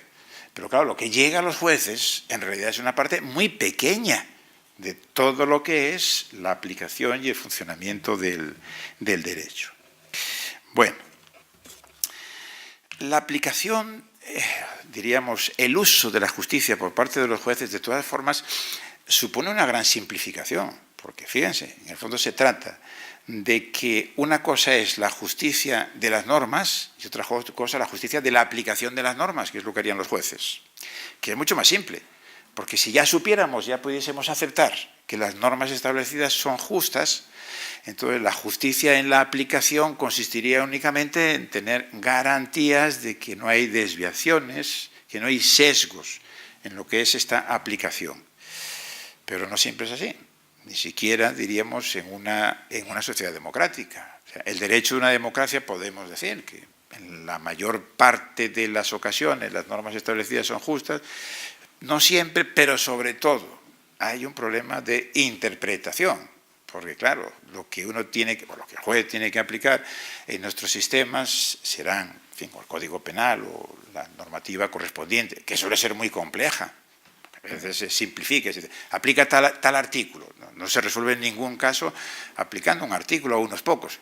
En realidad se aplican un montón de artículos. Pero claro, todas esas normas además dependen, o sea, su validez depende de que sean conformes con la Constitución. Y la Constitución, nuestras constituciones, resulta que están llenas de términos que tienen que ver con valores morales y con justicia, como antes Joaquín había mostrado. O sea que entonces parece en principio que fuese una simplificación de las cosas, pero no del todo. En los casos difíciles al juez no le queda más remedio que poner en funcionamiento una teoría de la justicia, porque si no, diríamos, no podría cumplir adecuadamente su papel de aplicador del derecho, porque es que resulta que la justicia forma parte también del derecho, al menos en nuestro sistema. Utilidad. No sé si estoy hablando demasiado. No. Utilidad. Bueno, aquí también quizás habría dos sentidos posibles de utilidad. Es decir, si es útil la justicia, digamos, entendida la justicia como la administración de justicia, ¿verdad? Claro, la primera pregunta, la primera manera de entenderlo es si es necesario que tengamos jueces. Pues naturalmente que es necesario. Es tan necesario que esta es una cuestión también bien interesante, ¿verdad? Los historiadores del derecho, los antropólogos jurídicos han puesto de manifiesto algo que para nosotros nos puede resultar un tanto intuitivo. ¿Qué es esto? Que los jueces vienen antes que los legisladores y que los juristas teóricos. O sea, hay sociedades que se las han ingeniado sin derechos, sociedades, diríamos, muy simples. Cuando las sociedades adquieren un cierto grado de complejidad, entonces se necesita el derecho.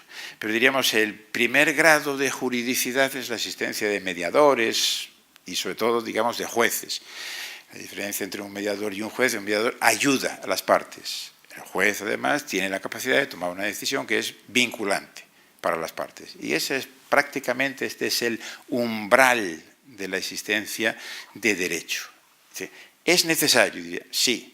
Y cuando no existe, que es la idea del tercero por encima de las partes, y al que la sociedad inviste del poder de tomar decisiones que son vinculantes también para los otros. Y los legisladores vienen mucho después. O sea, hay muchísimos ejemplos de sociedades con un sistema jurídico sin legisladores o sin juristas profesionales, por ejemplo, que es un dato bien interesante. Los griegos, que naturalmente que tuvieron derecho, tuvieron jueces, recuerden el juicio famoso, ¿verdad?, a Sócrates, tuvieron grandes legisladores, como por ejemplo Licurgo, Solón, etcétera, etcétera, pero no tuvieron juristas, en el sentido de juristas profesionales, ¿no? El jurista profesional es una invención de Roma, ¿no?, en el occidente europeo. Y lo que creo que se puede decir es que naturalmente no podemos prescindir de los jueces. Es necesario la idea de ese tercero capaz de imponer decisión, diríamos, frente a las partes. Fíjense que en el derecho natural racionalista, de los Locke, por ejemplo, o Kant, manejaban esa contraposición entre el estado de naturaleza y el estado de sociedad civil. Y para salir del estado de sociedad natural, del estado de naturaleza, y alcanzar, diríamos, lo que hoy llamaríamos la civilización o algo así, pues se necesitaba como factor intermedio el derecho, y en particular los jueces. Locke, por ejemplo, insistía mucho. Es decir, el problema del estado de naturaleza es que los individuos tenían derechos naturales, pero claro, como no había un tercero, como no existía la figura del juez, nadie podía estar seguro de esos derechos. Y eso es tan importante que fíjense qué es lo que ocurre en el tipo, digamos, de relaciones sociales donde no hay jueces, que es lo que pasa en la sociedad internacional, o si lo hay, diríamos, de manera muy insuficiente.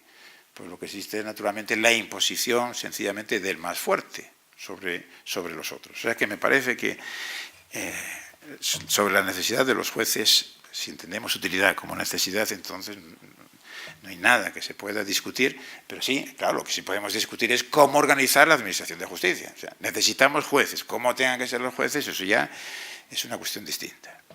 Y en nuestros sistemas hay un rasgo muy importante que exigimos a los jueces y que no les exigíamos antes, que es la obligación de motivar sus decisiones.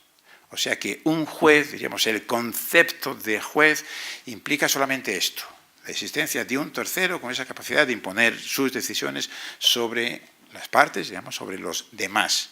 Pero hoy para nosotros un juez, y de acuerdo también con la Constitución española, pero algo muy semejante podemos encontrar en todas las constituciones contemporáneas, los jueces y los órganos públicos están obligados a dar razones de por qué deciden de una determinada manera, motivar. Es una diferencia, diríamos, muy importante, ¿verdad? Y además es un factor también esencial para poder controlar el poder tan enorme que tienen los jueces. Segundo sentido de utilidad.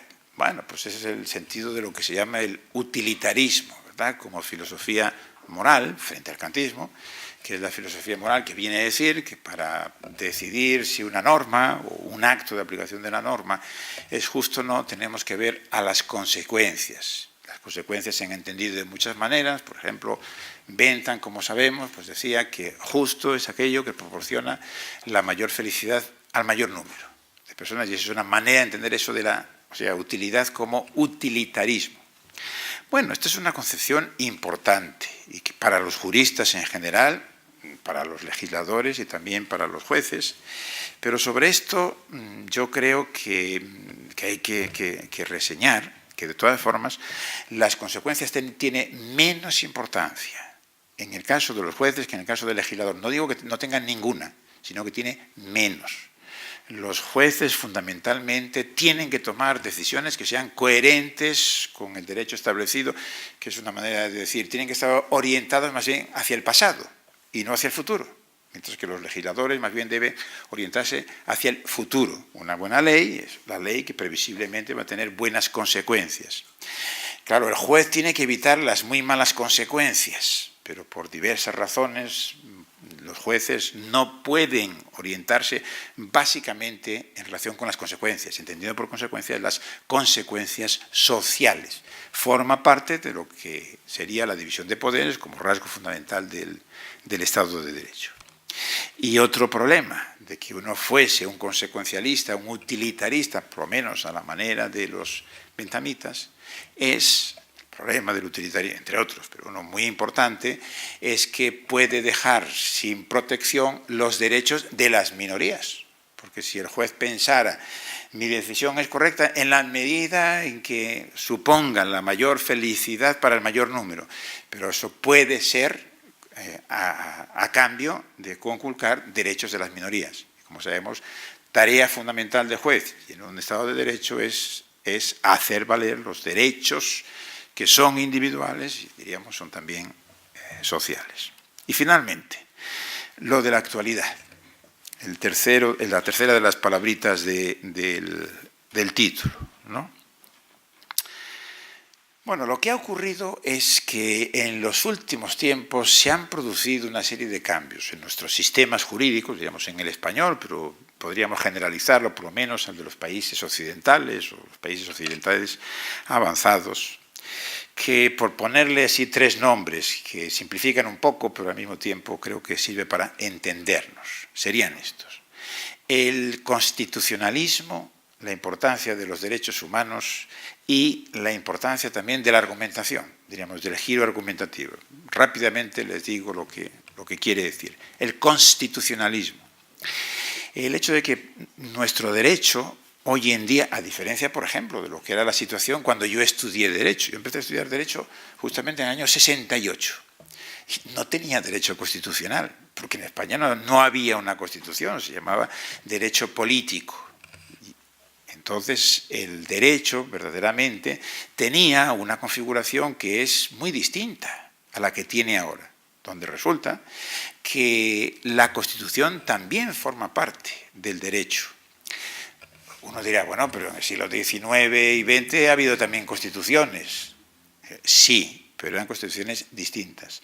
Eran constituciones que se decían programáticas, mientras que resulta que hoy nuestras constituciones forman parte del derecho y se entiende que son obligatorias. Obliga.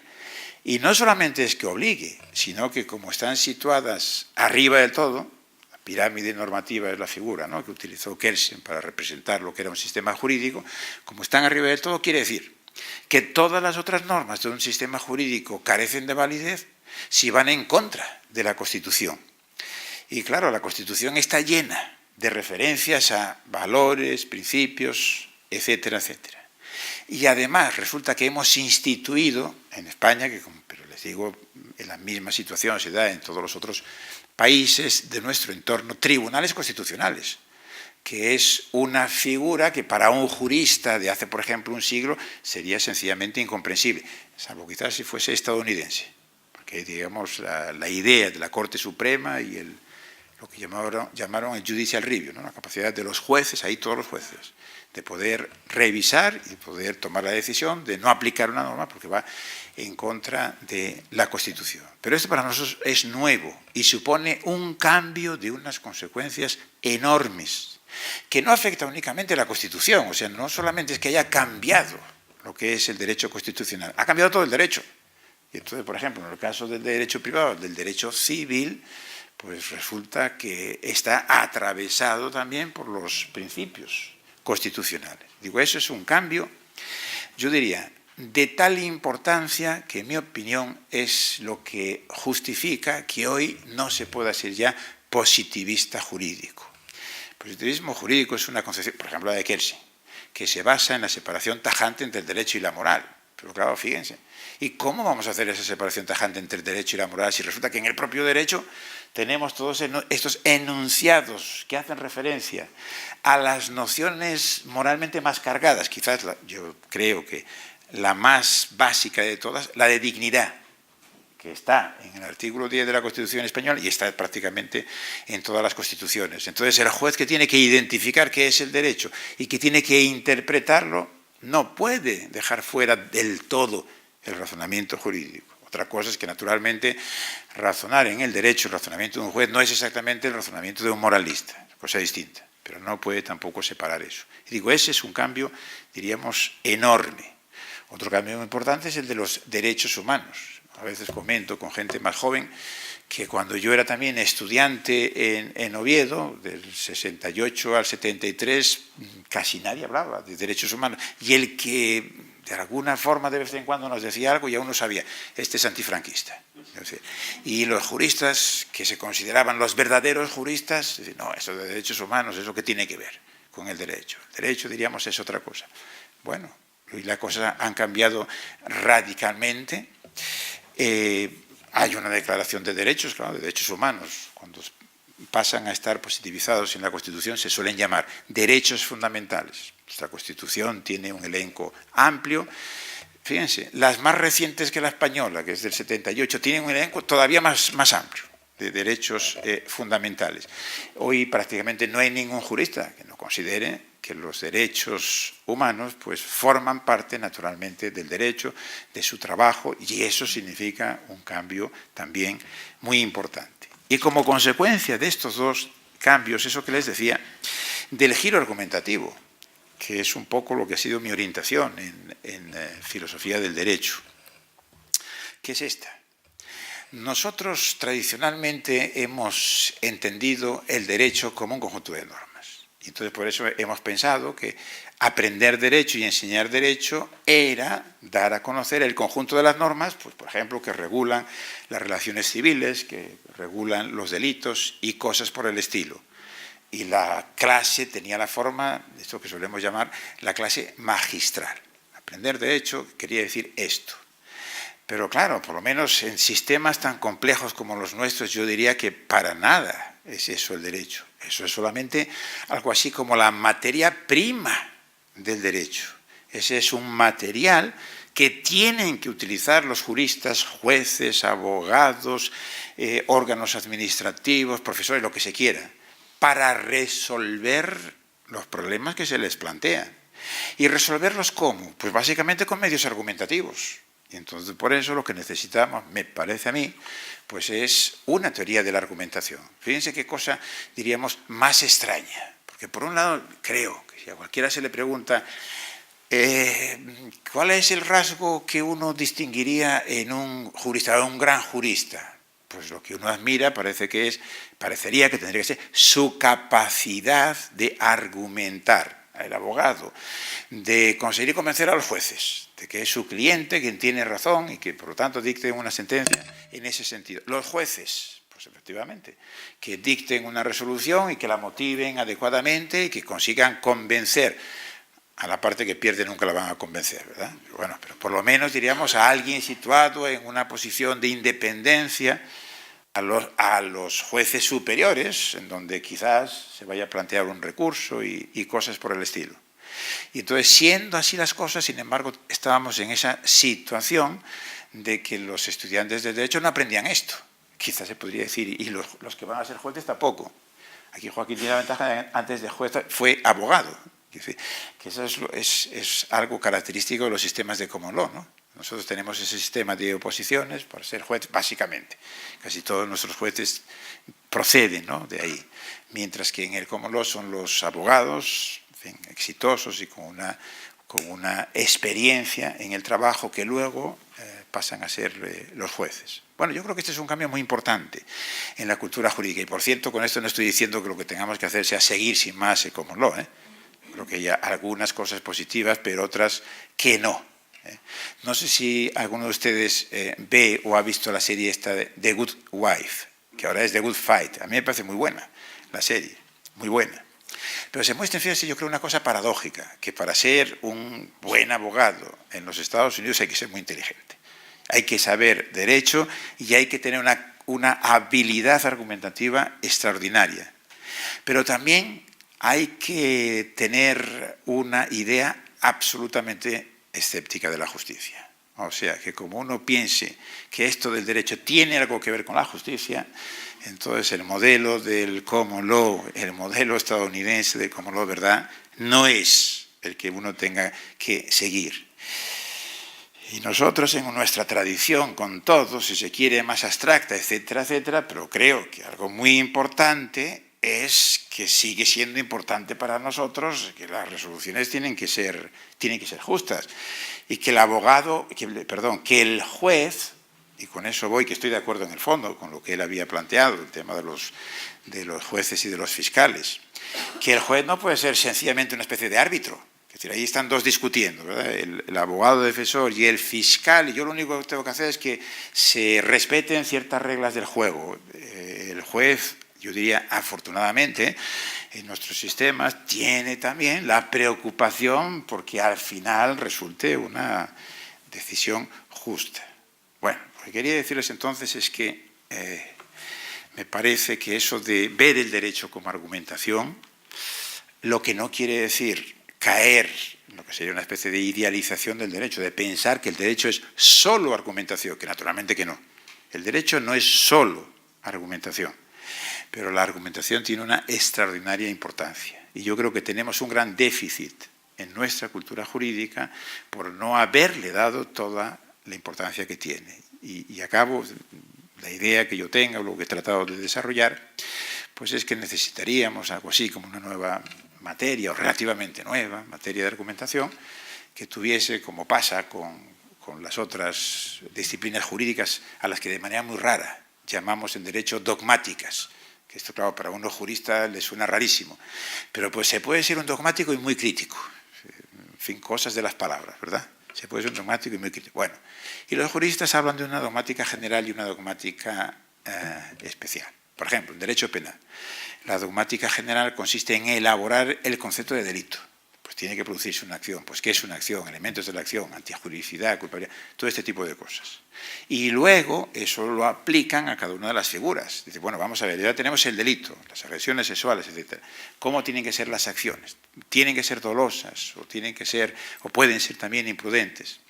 Pues de manera, yo creo, parecida, en una teoría de la argumentación, una teoría y práctica de la argumentación, la parte general tendría que elaborar bien un concepto de argumentación, donde ahí hay elementos de tipo lógico, pero también elementos dialécticos, retóricos, que deberían formar parte de la preparación de un jurista, ¿no? Y también de un juez. Y luego la parte especial yo creo que tendría que consistir en contestar a las tres grandes preguntas argumentativas que surgen en la práctica del derecho. Una es la de entender bien cómo otro ha argumentado. O sea, por ejemplo, si nos ponemos en el punto de vista de un juez de apelación, Pues un juez de apelación primero tiene que haber entendido bien cómo los otros jueces han argumentado, los abogados, los fiscales, etcétera, etcétera. Entender. Al mismo tiempo tiene que tener criterios para evaluar esas argumentaciones. ¿Qué argumentos son correctos? ¿Qué no? ¿Por qué? ¿Qué razón puede tener más fuerza? Y la tercera de las preguntas es la de cómo argumentar. Una vez que ha entendido cómo otros han argumentado, ha evaluado, etcétera, ahora le toca a él. Le toca a él decidir y establecer la motivación correspondiente. Bueno, pues hay ciertas fases en la motivación, cierto tipo de técnicas que se pueden utilizar. Esa es un poco, me parece, la idea que yo creo que sería interesante que tuviese un desarrollo y que de alguna forma pues, se incorporase a lo que es la cultura jurídica, ¿no? en nuestro país y sobre todo en los países del mundo latino. Y muchas gracias.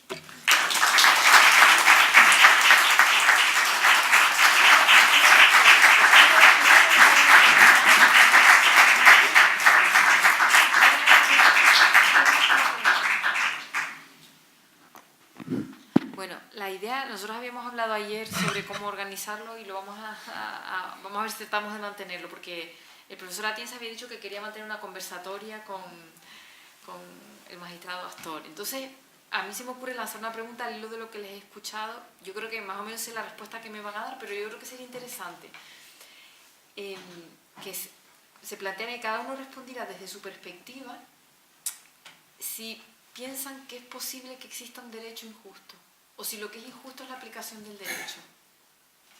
¿Empiezas tú? Empiezo yo. Pues vete al toro.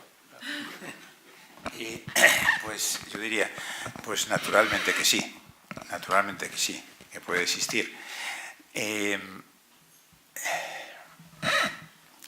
Esta es una de las cuestiones, bueno, que aparentemente divide, pero es una división falsa. Lo que en el derecho se llama el positivismo jurídico y las teorías del derecho natural. Pero los positivistas jurídicos, por ejemplo, Kelsen es un ejemplo clarísimo, ¿no? Lo que viene a decir, una cosa es el derecho y otra cosa es la moral o la justicia. Entonces puede haber una norma o una institución que digamos, esta es una norma jurídica. ¿Por qué es jurídica? Porque utilizamos criterios internos al derecho. Ha sido establecido conforme a los procedimientos establecidos, etcétera, por lo tanto, es norma jurídica. Pero puede ser injusta. Esto siempre lo han dicho los positivistas jurídicos. Y aparentemente los justnaturalistas, digamos, algunos justnaturalistas no. La frase famosa de Tomás de Aquino, que viene de Agustín de Hipona, que lo que es injusto no parece que sea derecho. Bueno, pero esto hay que interpretarlo bien. Es decir, y esto, por otro lado, es una cuestión teórica, pero que tiene unas repercusiones prácticas enormes, tremendas. Y se planteó, por ejemplo, después de la Segunda Guerra Mundial, en los juicios de Nuremberg, cuando se trataba de poder condenar a los que habían cometido esos enormes crímenes contra la humanidad. Y luego volvió a plantearse, por cierto, cuando se hace la unificación alemana, y entonces hay los casos de lo que se llamaron los tiradores del muro, que como ustedes recuerdan eran los soldados de la República Democrática Alemana que tenían órdenes de disparar a matar a sus conciudadanos de Europa del Este que querían pasar el muro a la parte occidental. Y algunos, naturalmente, murieron, fueron heridos y otros murieron. Y después hubo algunos juicios que se entablaron contra ellos. Claro, y entonces aquí está el problema siguiente. Y es que un positivista como Kelsen o como Hart, porque esto dio lugar a una gran polémica, etcétera, etcétera, tendría que decir, el derecho de la época nazi era derecho, si había sido establecido conforme a, diríamos, los procedimientos adecuados, que sí había establecido. Y lo que se juzgaron fueron casos, uno que se discutió mucho era el siguiente.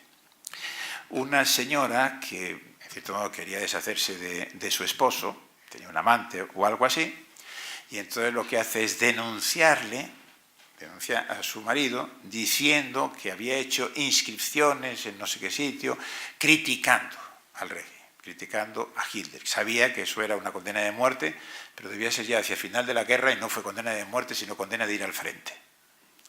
Bueno, en todo caso, naturalmente, por algo que todo el mundo dice, pues eso de la libertad de expresión, ¿no? y después de la guerra la señora, diríamos, se la enjuicia. Y claro, entonces uno diría, ¿y la señora qué fue lo que hizo? O los jueces que aplicaron y que dictaron esa resolución. Pues lo que hicieron fue sencillamente aplicar las normas que estaban establecidas. Y hay un principio fundamental del derecho penal que dice el derecho penal no se puede aplicar retroactivamente. O sea, es hacia el futuro, pero, digamos, pero no es hacia el pasado. Entonces, claro, y lo mismo en relación con los tiradores del muro. Porque, claro, ellos habían cumplido normas. Y las normas, había un reglamento, etcétera, etcétera. Y entonces hay un personaje muy curioso, Gustav Radbruch, que es un alemán, un penalista, también filósofo del derecho, que había sido positivista, digamos, estrictamente positivista, había ocupado cargos muy importantes, creo que había sido ministro en la República de Weimar, etcétera. Luego se había opuesto, pero en fin, sin que tuviese tampoco grandes repercusiones para él, al nazismo, sencillamente se apartó, por así decirlo, de la vida pública, y al final de la guerra escribió 2 artículos que se hicieron muy famosos, diciendo que el positivismo jurídico había contribuido a debilitar la posición de los jueces. La idea del positivismo sería la ley es la ley, y entonces había contribuido a los grandes crímenes del nazismo, y que él en consecuencia se convertía hacia el derecho natural, ¿sí? Una cierta manera de entender el derecho natural. Lo que aquí nos interesa, su tesis concretamente, que la aplicaron luego los tribunales alemanes, fue esta. Dijo, las normas extraordinariamente injustas no son derecho. O sea que es una manera de ver eso de que los de Agustín de Hipona y Tomás de Aquino, ¿no? Lo injusto no parece que sea derecho, la ley injusta. Pero lo matiza, en realidad no de manera muy distinta, como habría hecho Tomás de Aquino, queriendo decir, yo no estoy diciendo que no hubiese habido un derecho en la época nazi. Naturalmente siguió aplicándose el Código Civil, el Código de Comercio y todo lo demás. El homicidio siguió siendo delito y cosas por el estilo. Me refiero únicamente a normas tan extraordinariamente injustas como puede ser esta, diríamos, la de la señora que denuncia al esposo, o las normas que naturalmente condena a alguien sencillamente por ser judío. Y esto, la llamada cláusula Radbruch, la utilizaron los tribunales alemanes. Y eso fue lo que sirvió, diríamos, como de base teórica para poder condenarlos. Claro, si uno dice, ¿y hoy qué pasaría con esto? Y por eso es por lo que yo les decía que, claro, que la postura, me parece a mí, que habría que adoptar no es el positivismo jurídico, pero no quiere decir vuelta al derecho natural. La etiqueta sería más bien esto de pospositivismo. Y decir, ¿qué pasaría hoy? Pues pasaría que no necesitamos la cláusula Radbruch. Fíjense, ¿por qué no la necesitamos? Porque tenemos las constituciones. Y entonces, claro, si echamos mano de la referencia a la dignidad, la libertad, la justicia, etcétera, etcétera, cosa que no había en la época también de las 2 Alemanias. Pero cuando hay constituciones como las nuestras, en realidad el jurista, para evitar estas consecuencias tan injustas, no necesita irse a la cláusula Radbruch o algo, diríamos, semejante, ¿no? Hay una frase muy bonita de Habermas, ¿no?, que dice que en nuestros tiempos la moral ha emigrado al interior de los derechos. Tenemos la moral dentro de los derechos, y por eso es por lo que yo creo que hoy no podemos ser positivistas jurídicos. Los juristas, en particular los jueces, pues tendrían que tener una concepción, diríamos, más amplia del derecho.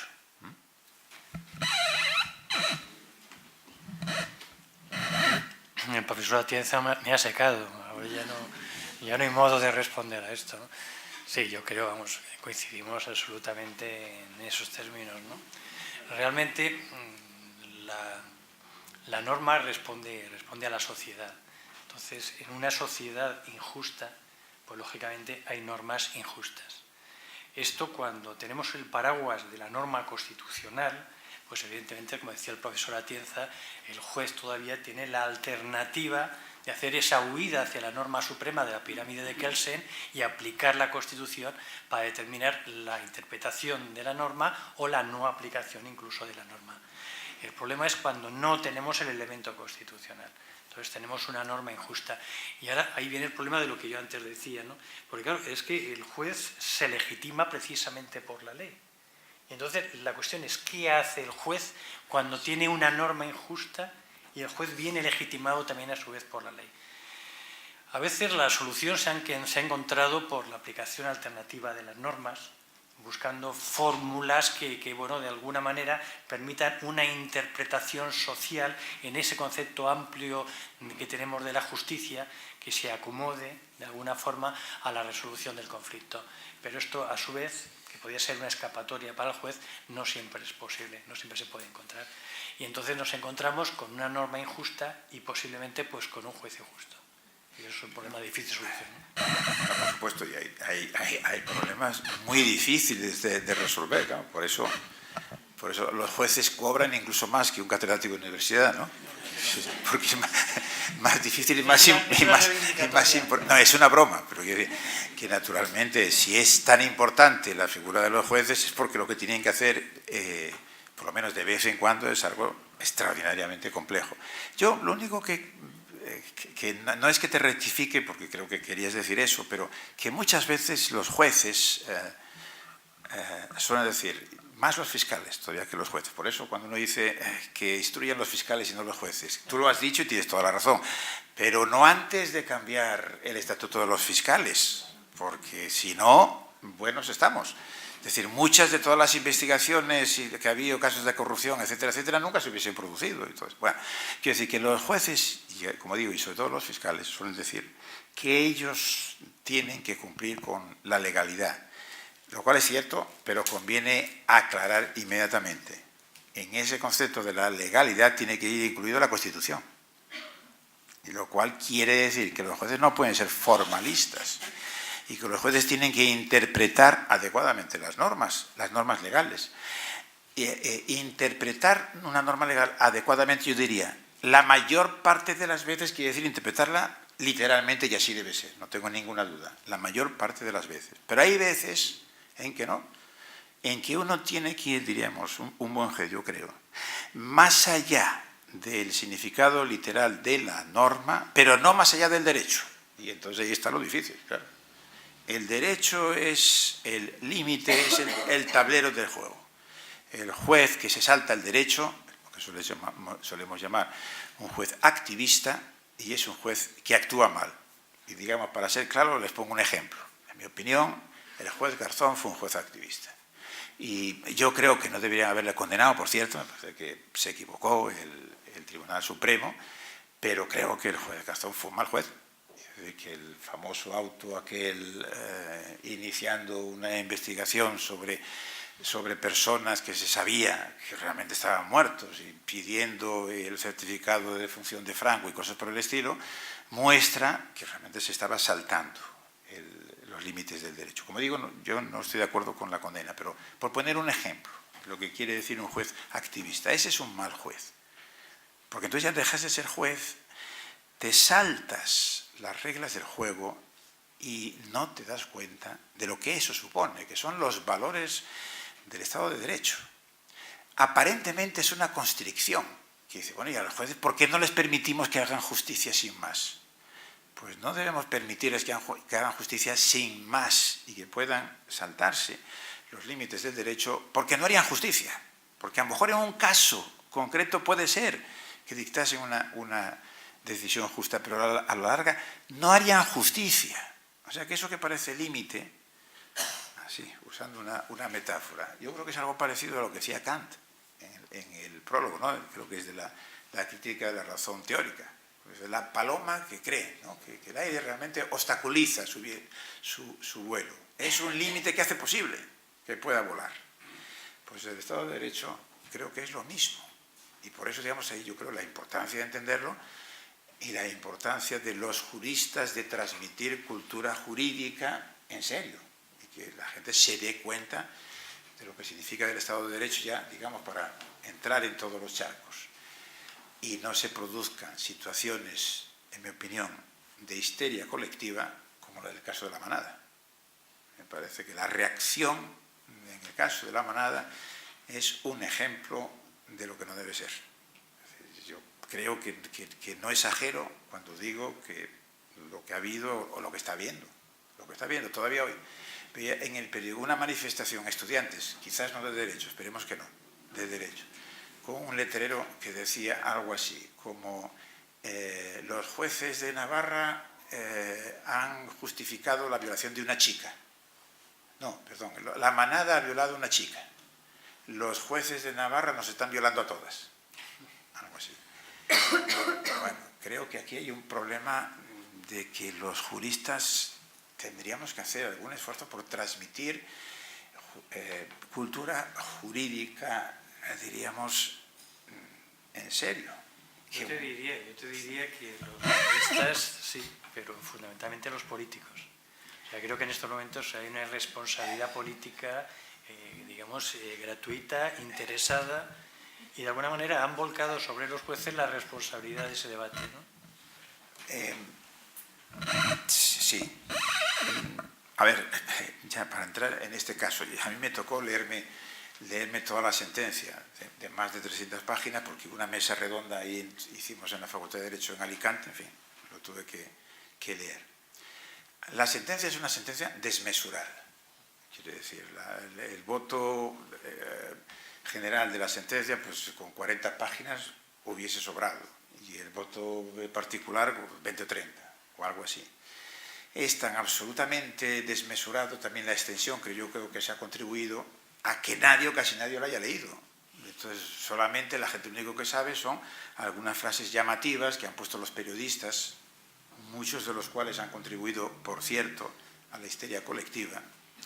Y conviene también aclarar lo que tú decías, yo no soy juez, pero bueno, fui magistrado suplente, algún tiempo he tenido y sigo teniendo mucha relación con jueces y de diversos países, y en el caso español, yo creo que lo que tú has dicho es completamente cierto. Los jueces españoles son independientes. Otra cosa es que acierten siempre, o que incluso tengan sus intereses ideológicos, etcétera, etcétera, pero claro que son independientes, cosa que la gente está convencida de que no. Que reciben instrucciones de los ministros, los políticos o no sé qué. Naturalmente son independientes. El problema yo creo que es otro, ¿no? Y yo creo que en eso me parece que todos los jueces con los que yo hablo están de acuerdo, que el principal obstáculo a la independencia judicial no son los políticos, son los medios de comunicación. Lo que más, ¿verdad?, le puede costar. ¿Qué juez va a ser capaz? Imagínense, hay un recurso al Tribunal Superior, ¿no?, de Navarra, de este caso, de la manada. ¿Qué juez va a poder resistir las presiones estas de los medios de comunicación? Es una amenaza muchísimo más grave, bueno, de la política. Bueno, pues eso, el Consejo General del Poder Judicial ya sabemos, y los nombramientos, y no sé qué, pero que los problemas no están donde muchas veces la gente, diríamos, no jurista, piensa, ¿no? No sé si estás de acuerdo conmigo. Sí, estoy totalmente de acuerdo.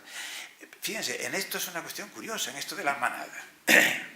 Yo he leído muchas opiniones y de gente a la que yo consideraba reflexiva, y que han dicho disparates, pero diríamos de unas proporciones. Primer disparate, dicen, vamos a ver, ¿a quién puede creer que una condena de 9 años de prisión, que además los van a cumplir, porque te dicen también, ¿qué va a pasar? 9 años, más 5 de libertad vigilada, es una no condena, por lo visto. Pero el homicidio doloso creo que tiene de 10, ¿no? 10 a 15. ¿Pero qué quieren? ¿Que la condena qué les parece? Es decir, el derecho penal, en este caso, que tendría que condenar a 20 y pico años, a 40, es una auténtica desmesura. Y gente, como digo, reflexiva y con opiniones de izquierda, etcétera, etcétera, se ha apuntado también a esto. Mientras que afortunadamente los juristas con los que uno habla, gente de izquierdas, etcétera, etcétera, coinciden con esto. Cuando he leído decir, no, es una decisión, bueno, puede ser discutible en algunos aspectos, pero es una decisión, digamos, prudente y sensata. Y también con esto, como casi nadie la ha leído, no se han enterado de que el tribunal, no el voto particular, pero el tribunal lo que dice es que si ha habido violación, en el sentido, o sea, según el concepto de violación que manejamos en el lenguaje ordinario. Lo que pasa es que, digamos, aquí hay una distinción entre lo que es el lenguaje ordinario, que entendemos por violación, el lenguaje ordinario, y cómo eso se traduce en términos del derecho penal. O sea, que es un ejemplo, en mi opinión, tremendo de hasta qué punto en fin, los medios de comunicación y algunas otras cosas nos pueden meter, ¿no?, en procesos de una irracionalidad colectiva terrible. Fíjate, aquí hay una cuestión interesante en este caso, y es que antes normalmente la sociedad venía a enjuiciar sobre la voz del enjuiciador, del juez, por el resultado, ¿no? Entonces decía, o sea, condenado, esta condena parece poco, parece mucho y tal. Y aquí ahora, concretamente, ese resultado se ha olvidado y se ha entrado en el debate del derecho. Entonces resulta que tenemos a una sociedad en movimiento opinando sobre el derecho, que ya nos cuesta a los jueces opinar sobre esto, pues opinando sobre el derecho. Fíjate, cuando tenemos un juez tiene un asunto entre manos, lo que tiene que hacer es ver el hecho, eso es lo primero, el hecho, el posible autor, y luego el juez se mete, bueno, voy a traer otra vez lo de la guagua, en una guagua, que es el derecho, un conjunto normativo que es difícil de comprender y de explicar muchas veces, y va a llegar al final a un resultado, y ese resultado es la pena. Bueno, pues aquí resulta que es que no se mira bien el hecho, no se mira bien la pena, y todo el mundo está debatiendo sobre la dichosa guagua que es el derecho. Y esto es lo complejo, porque es que resulta que es que nadie está entendiendo lo que está pasando en este asunto. Si la gente hiciera realmente la reflexión razonable, dejar las normas y buscar aquello que es esencial, que es el hecho, y ver el resultado, veríamos que hay una mujer que ha sido agredida sexualmente desde el punto de vista, sin duda, y digo la palabra agredida sexual para diferenciarla de otra que se ha utilizado, y hay un resultado que es la pena.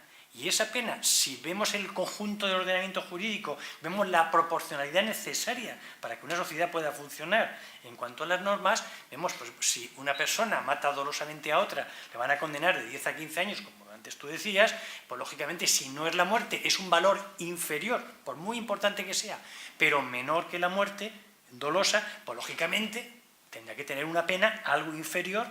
Y en este caso tenemos una pena de 9 años más 5 de vigilancia, que es casi un homicidio doloso. Y entonces todo es una protesta tremenda sobre unos conceptos que yo ni siquiera me atrevo. Fíjate, yo también me tuve que leer la sentencia con los hechos y demás. Ya adelanto que discrepo, si yo fuera un tribunal de apelación, modificaría esta sentencia.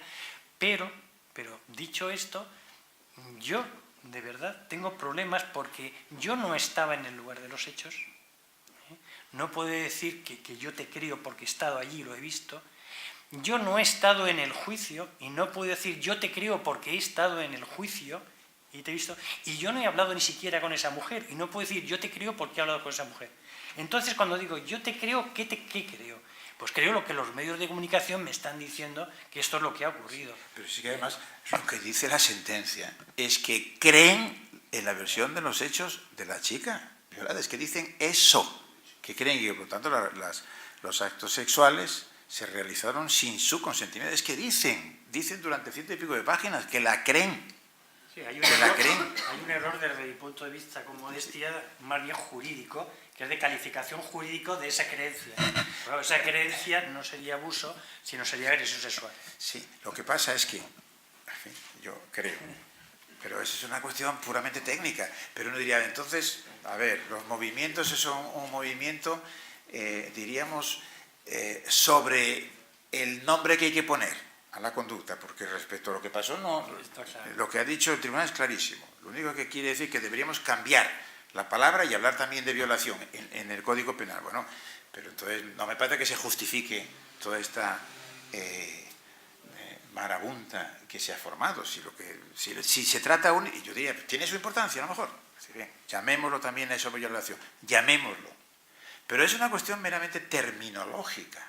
Y yo añado también lo siguiente: cuando uno lee toda la sentencia y lo del voto particular, la verdad es que alguna duda hay sobre que se haya producido los comportamientos que podrían calificarse de agresión, diríamos de agresión frente a lo de abuso.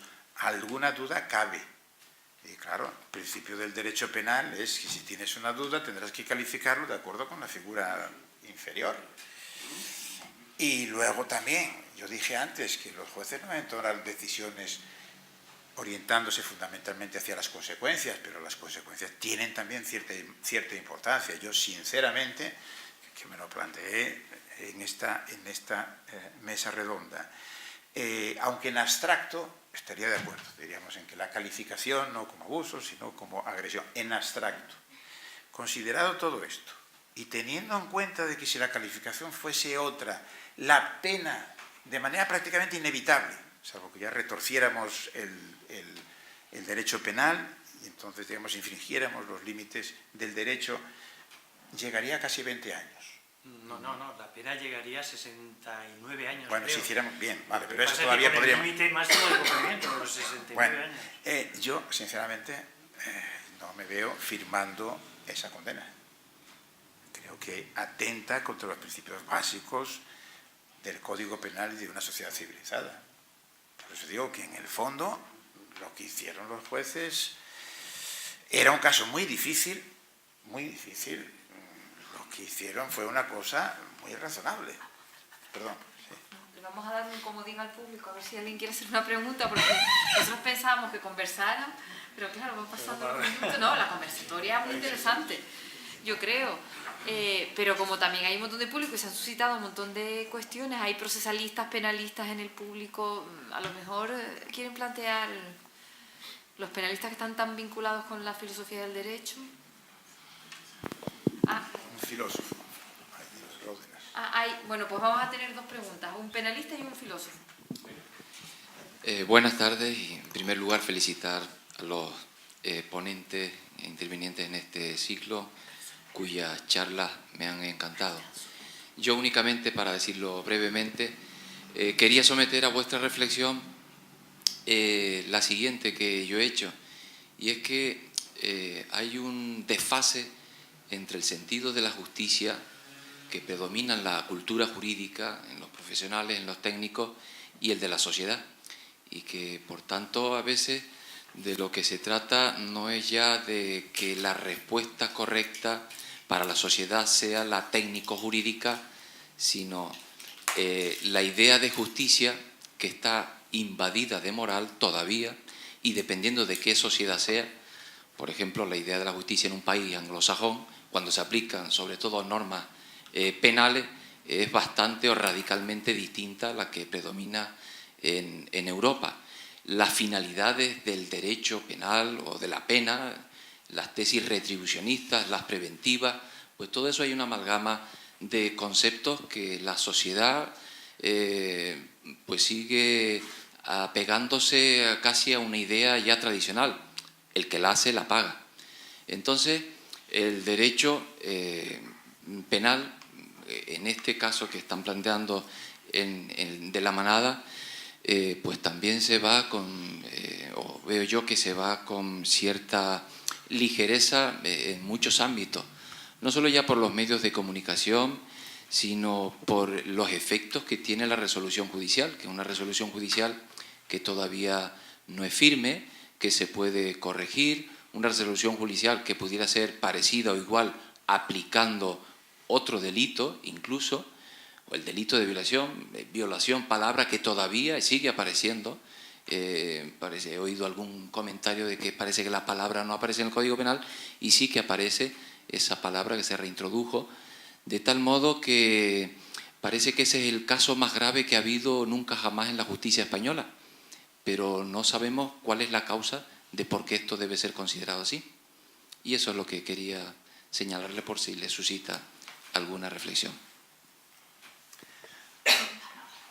Pues, a ver, no, la palabra yo ya sé, que apareció, desapareció y volvió a aparecer, como lo del Guadiana. Lo que pasa es que aparece no en relación con cómo se calificó el caso.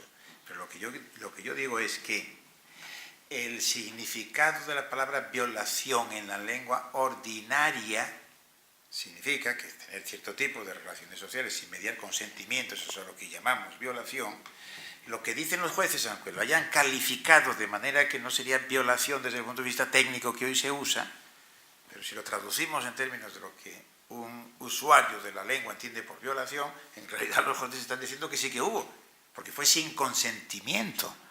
Quiere decir que los jueces lo que dicen es que creen a la chica. Eso es lo que...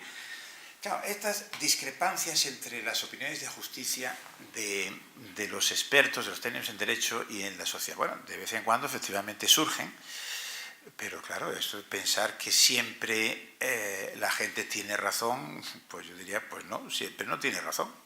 Pueden estar equivocados, es decir, la mayoría a veces puede equivocarse.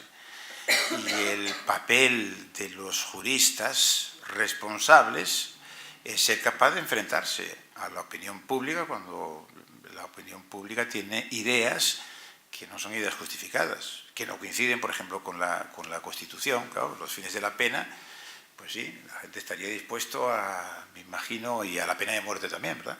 Si después de algunos de estos crímenes horrendos hacemos una encuesta, la pena de muerte, ¿qué deben hacer los jueces? ¿Seguir? ¿No?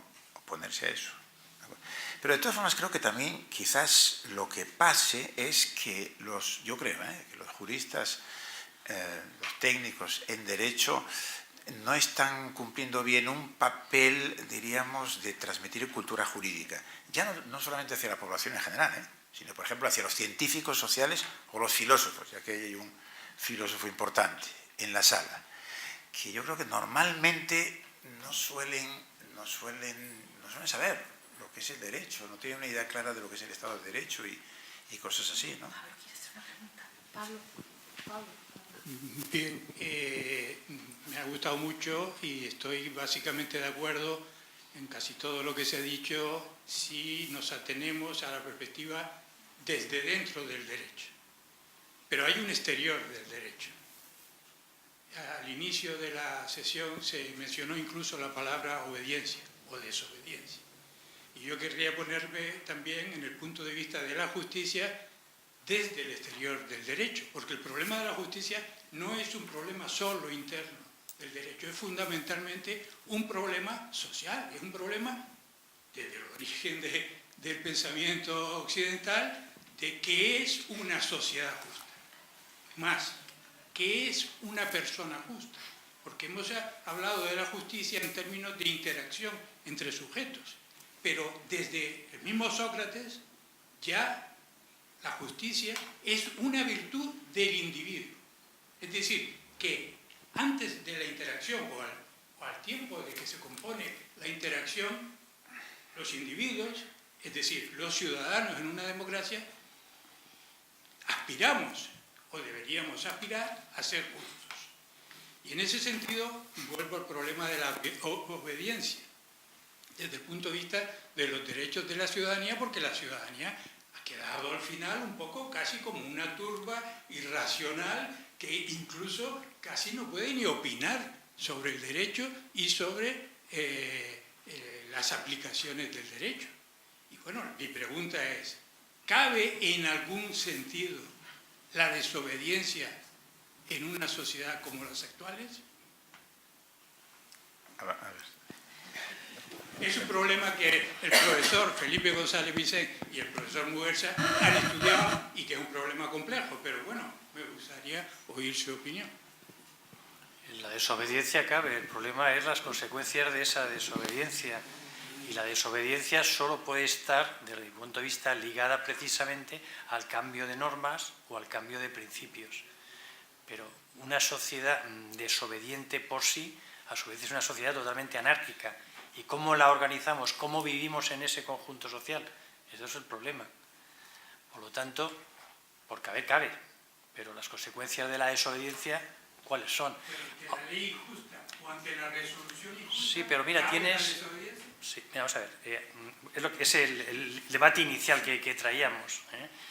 Habrá que saber si esa norma es efectivamente injusta, en qué contexto social se está moviendo y si a su vez tenemos una norma superior que nos permita ampararnos para buscar una respuesta adecuada. Pero yo quiero llevarte un poquito ahora al problema que, ya lo he puesto yo antes, el problema de Cataluña. En Cataluña hay un problema claro de desobediencia a las normas. ¿Esto es razonable? Fíjate, si seguimos en este juego, nos vamos a encontrar con un problema adicional, y es que si concretamente los poderes públicos en Cataluña desobedecen las normas fundamentales, como la Constitución o ese Estatuto de Autonomía o esas leyes ordinarias, ¿por qué los ciudadanos luego de Cataluña van a obedecer a estos poderes catalanes? Pues por lo mismo también desobedecerán. Entonces, ¿qué tipo de sociedad cabe en ese planteamiento? De mi punto de vista, ninguno. Es complejo el tema. Yo dejé quizás un poco sin contestar la pregunta que era, ¿cabe derecho, que existe derecho injusto? Por supuesto que cabe, que hay derecho injusto. ¿Qué debe hacer un ciudadano frente a un derecho injusto? Bueno, yo diría, si es un derecho no extraordinariamente injusto, pues tiene que hacer una ponderación y probablemente en la mayor parte de las ocasiones tendría que llegar a la conclusión de que a pesar de ser injusto debe obedecerlo. Porque si no, efectivamente habría valores mucho más importantes que estarían en riesgo. Digo, si no es extraordinariamente injusto. Pero hay normas, incluso en una democracia, que son injustas. Entonces, ¿qué debe hacer el individuo? Por supuesto que debe desobedecerlo. Desde el punto de vista moral.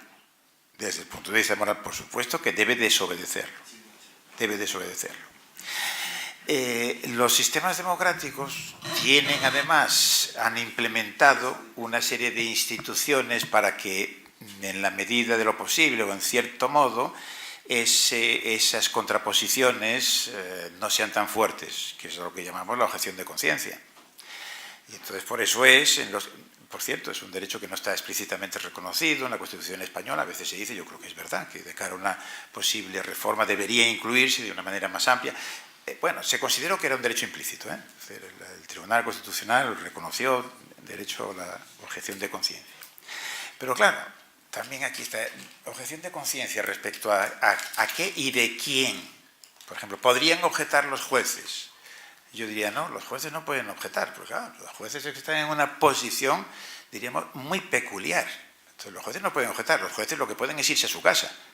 Entonces, un juez puede decir moralmente, efectivamente, esta norma que yo tendría que aplicar es tan desmesuradamente injusto que, digamos, ceso de ser juez y eso, de cara a la opinión pública, pues signifique lo que signifique.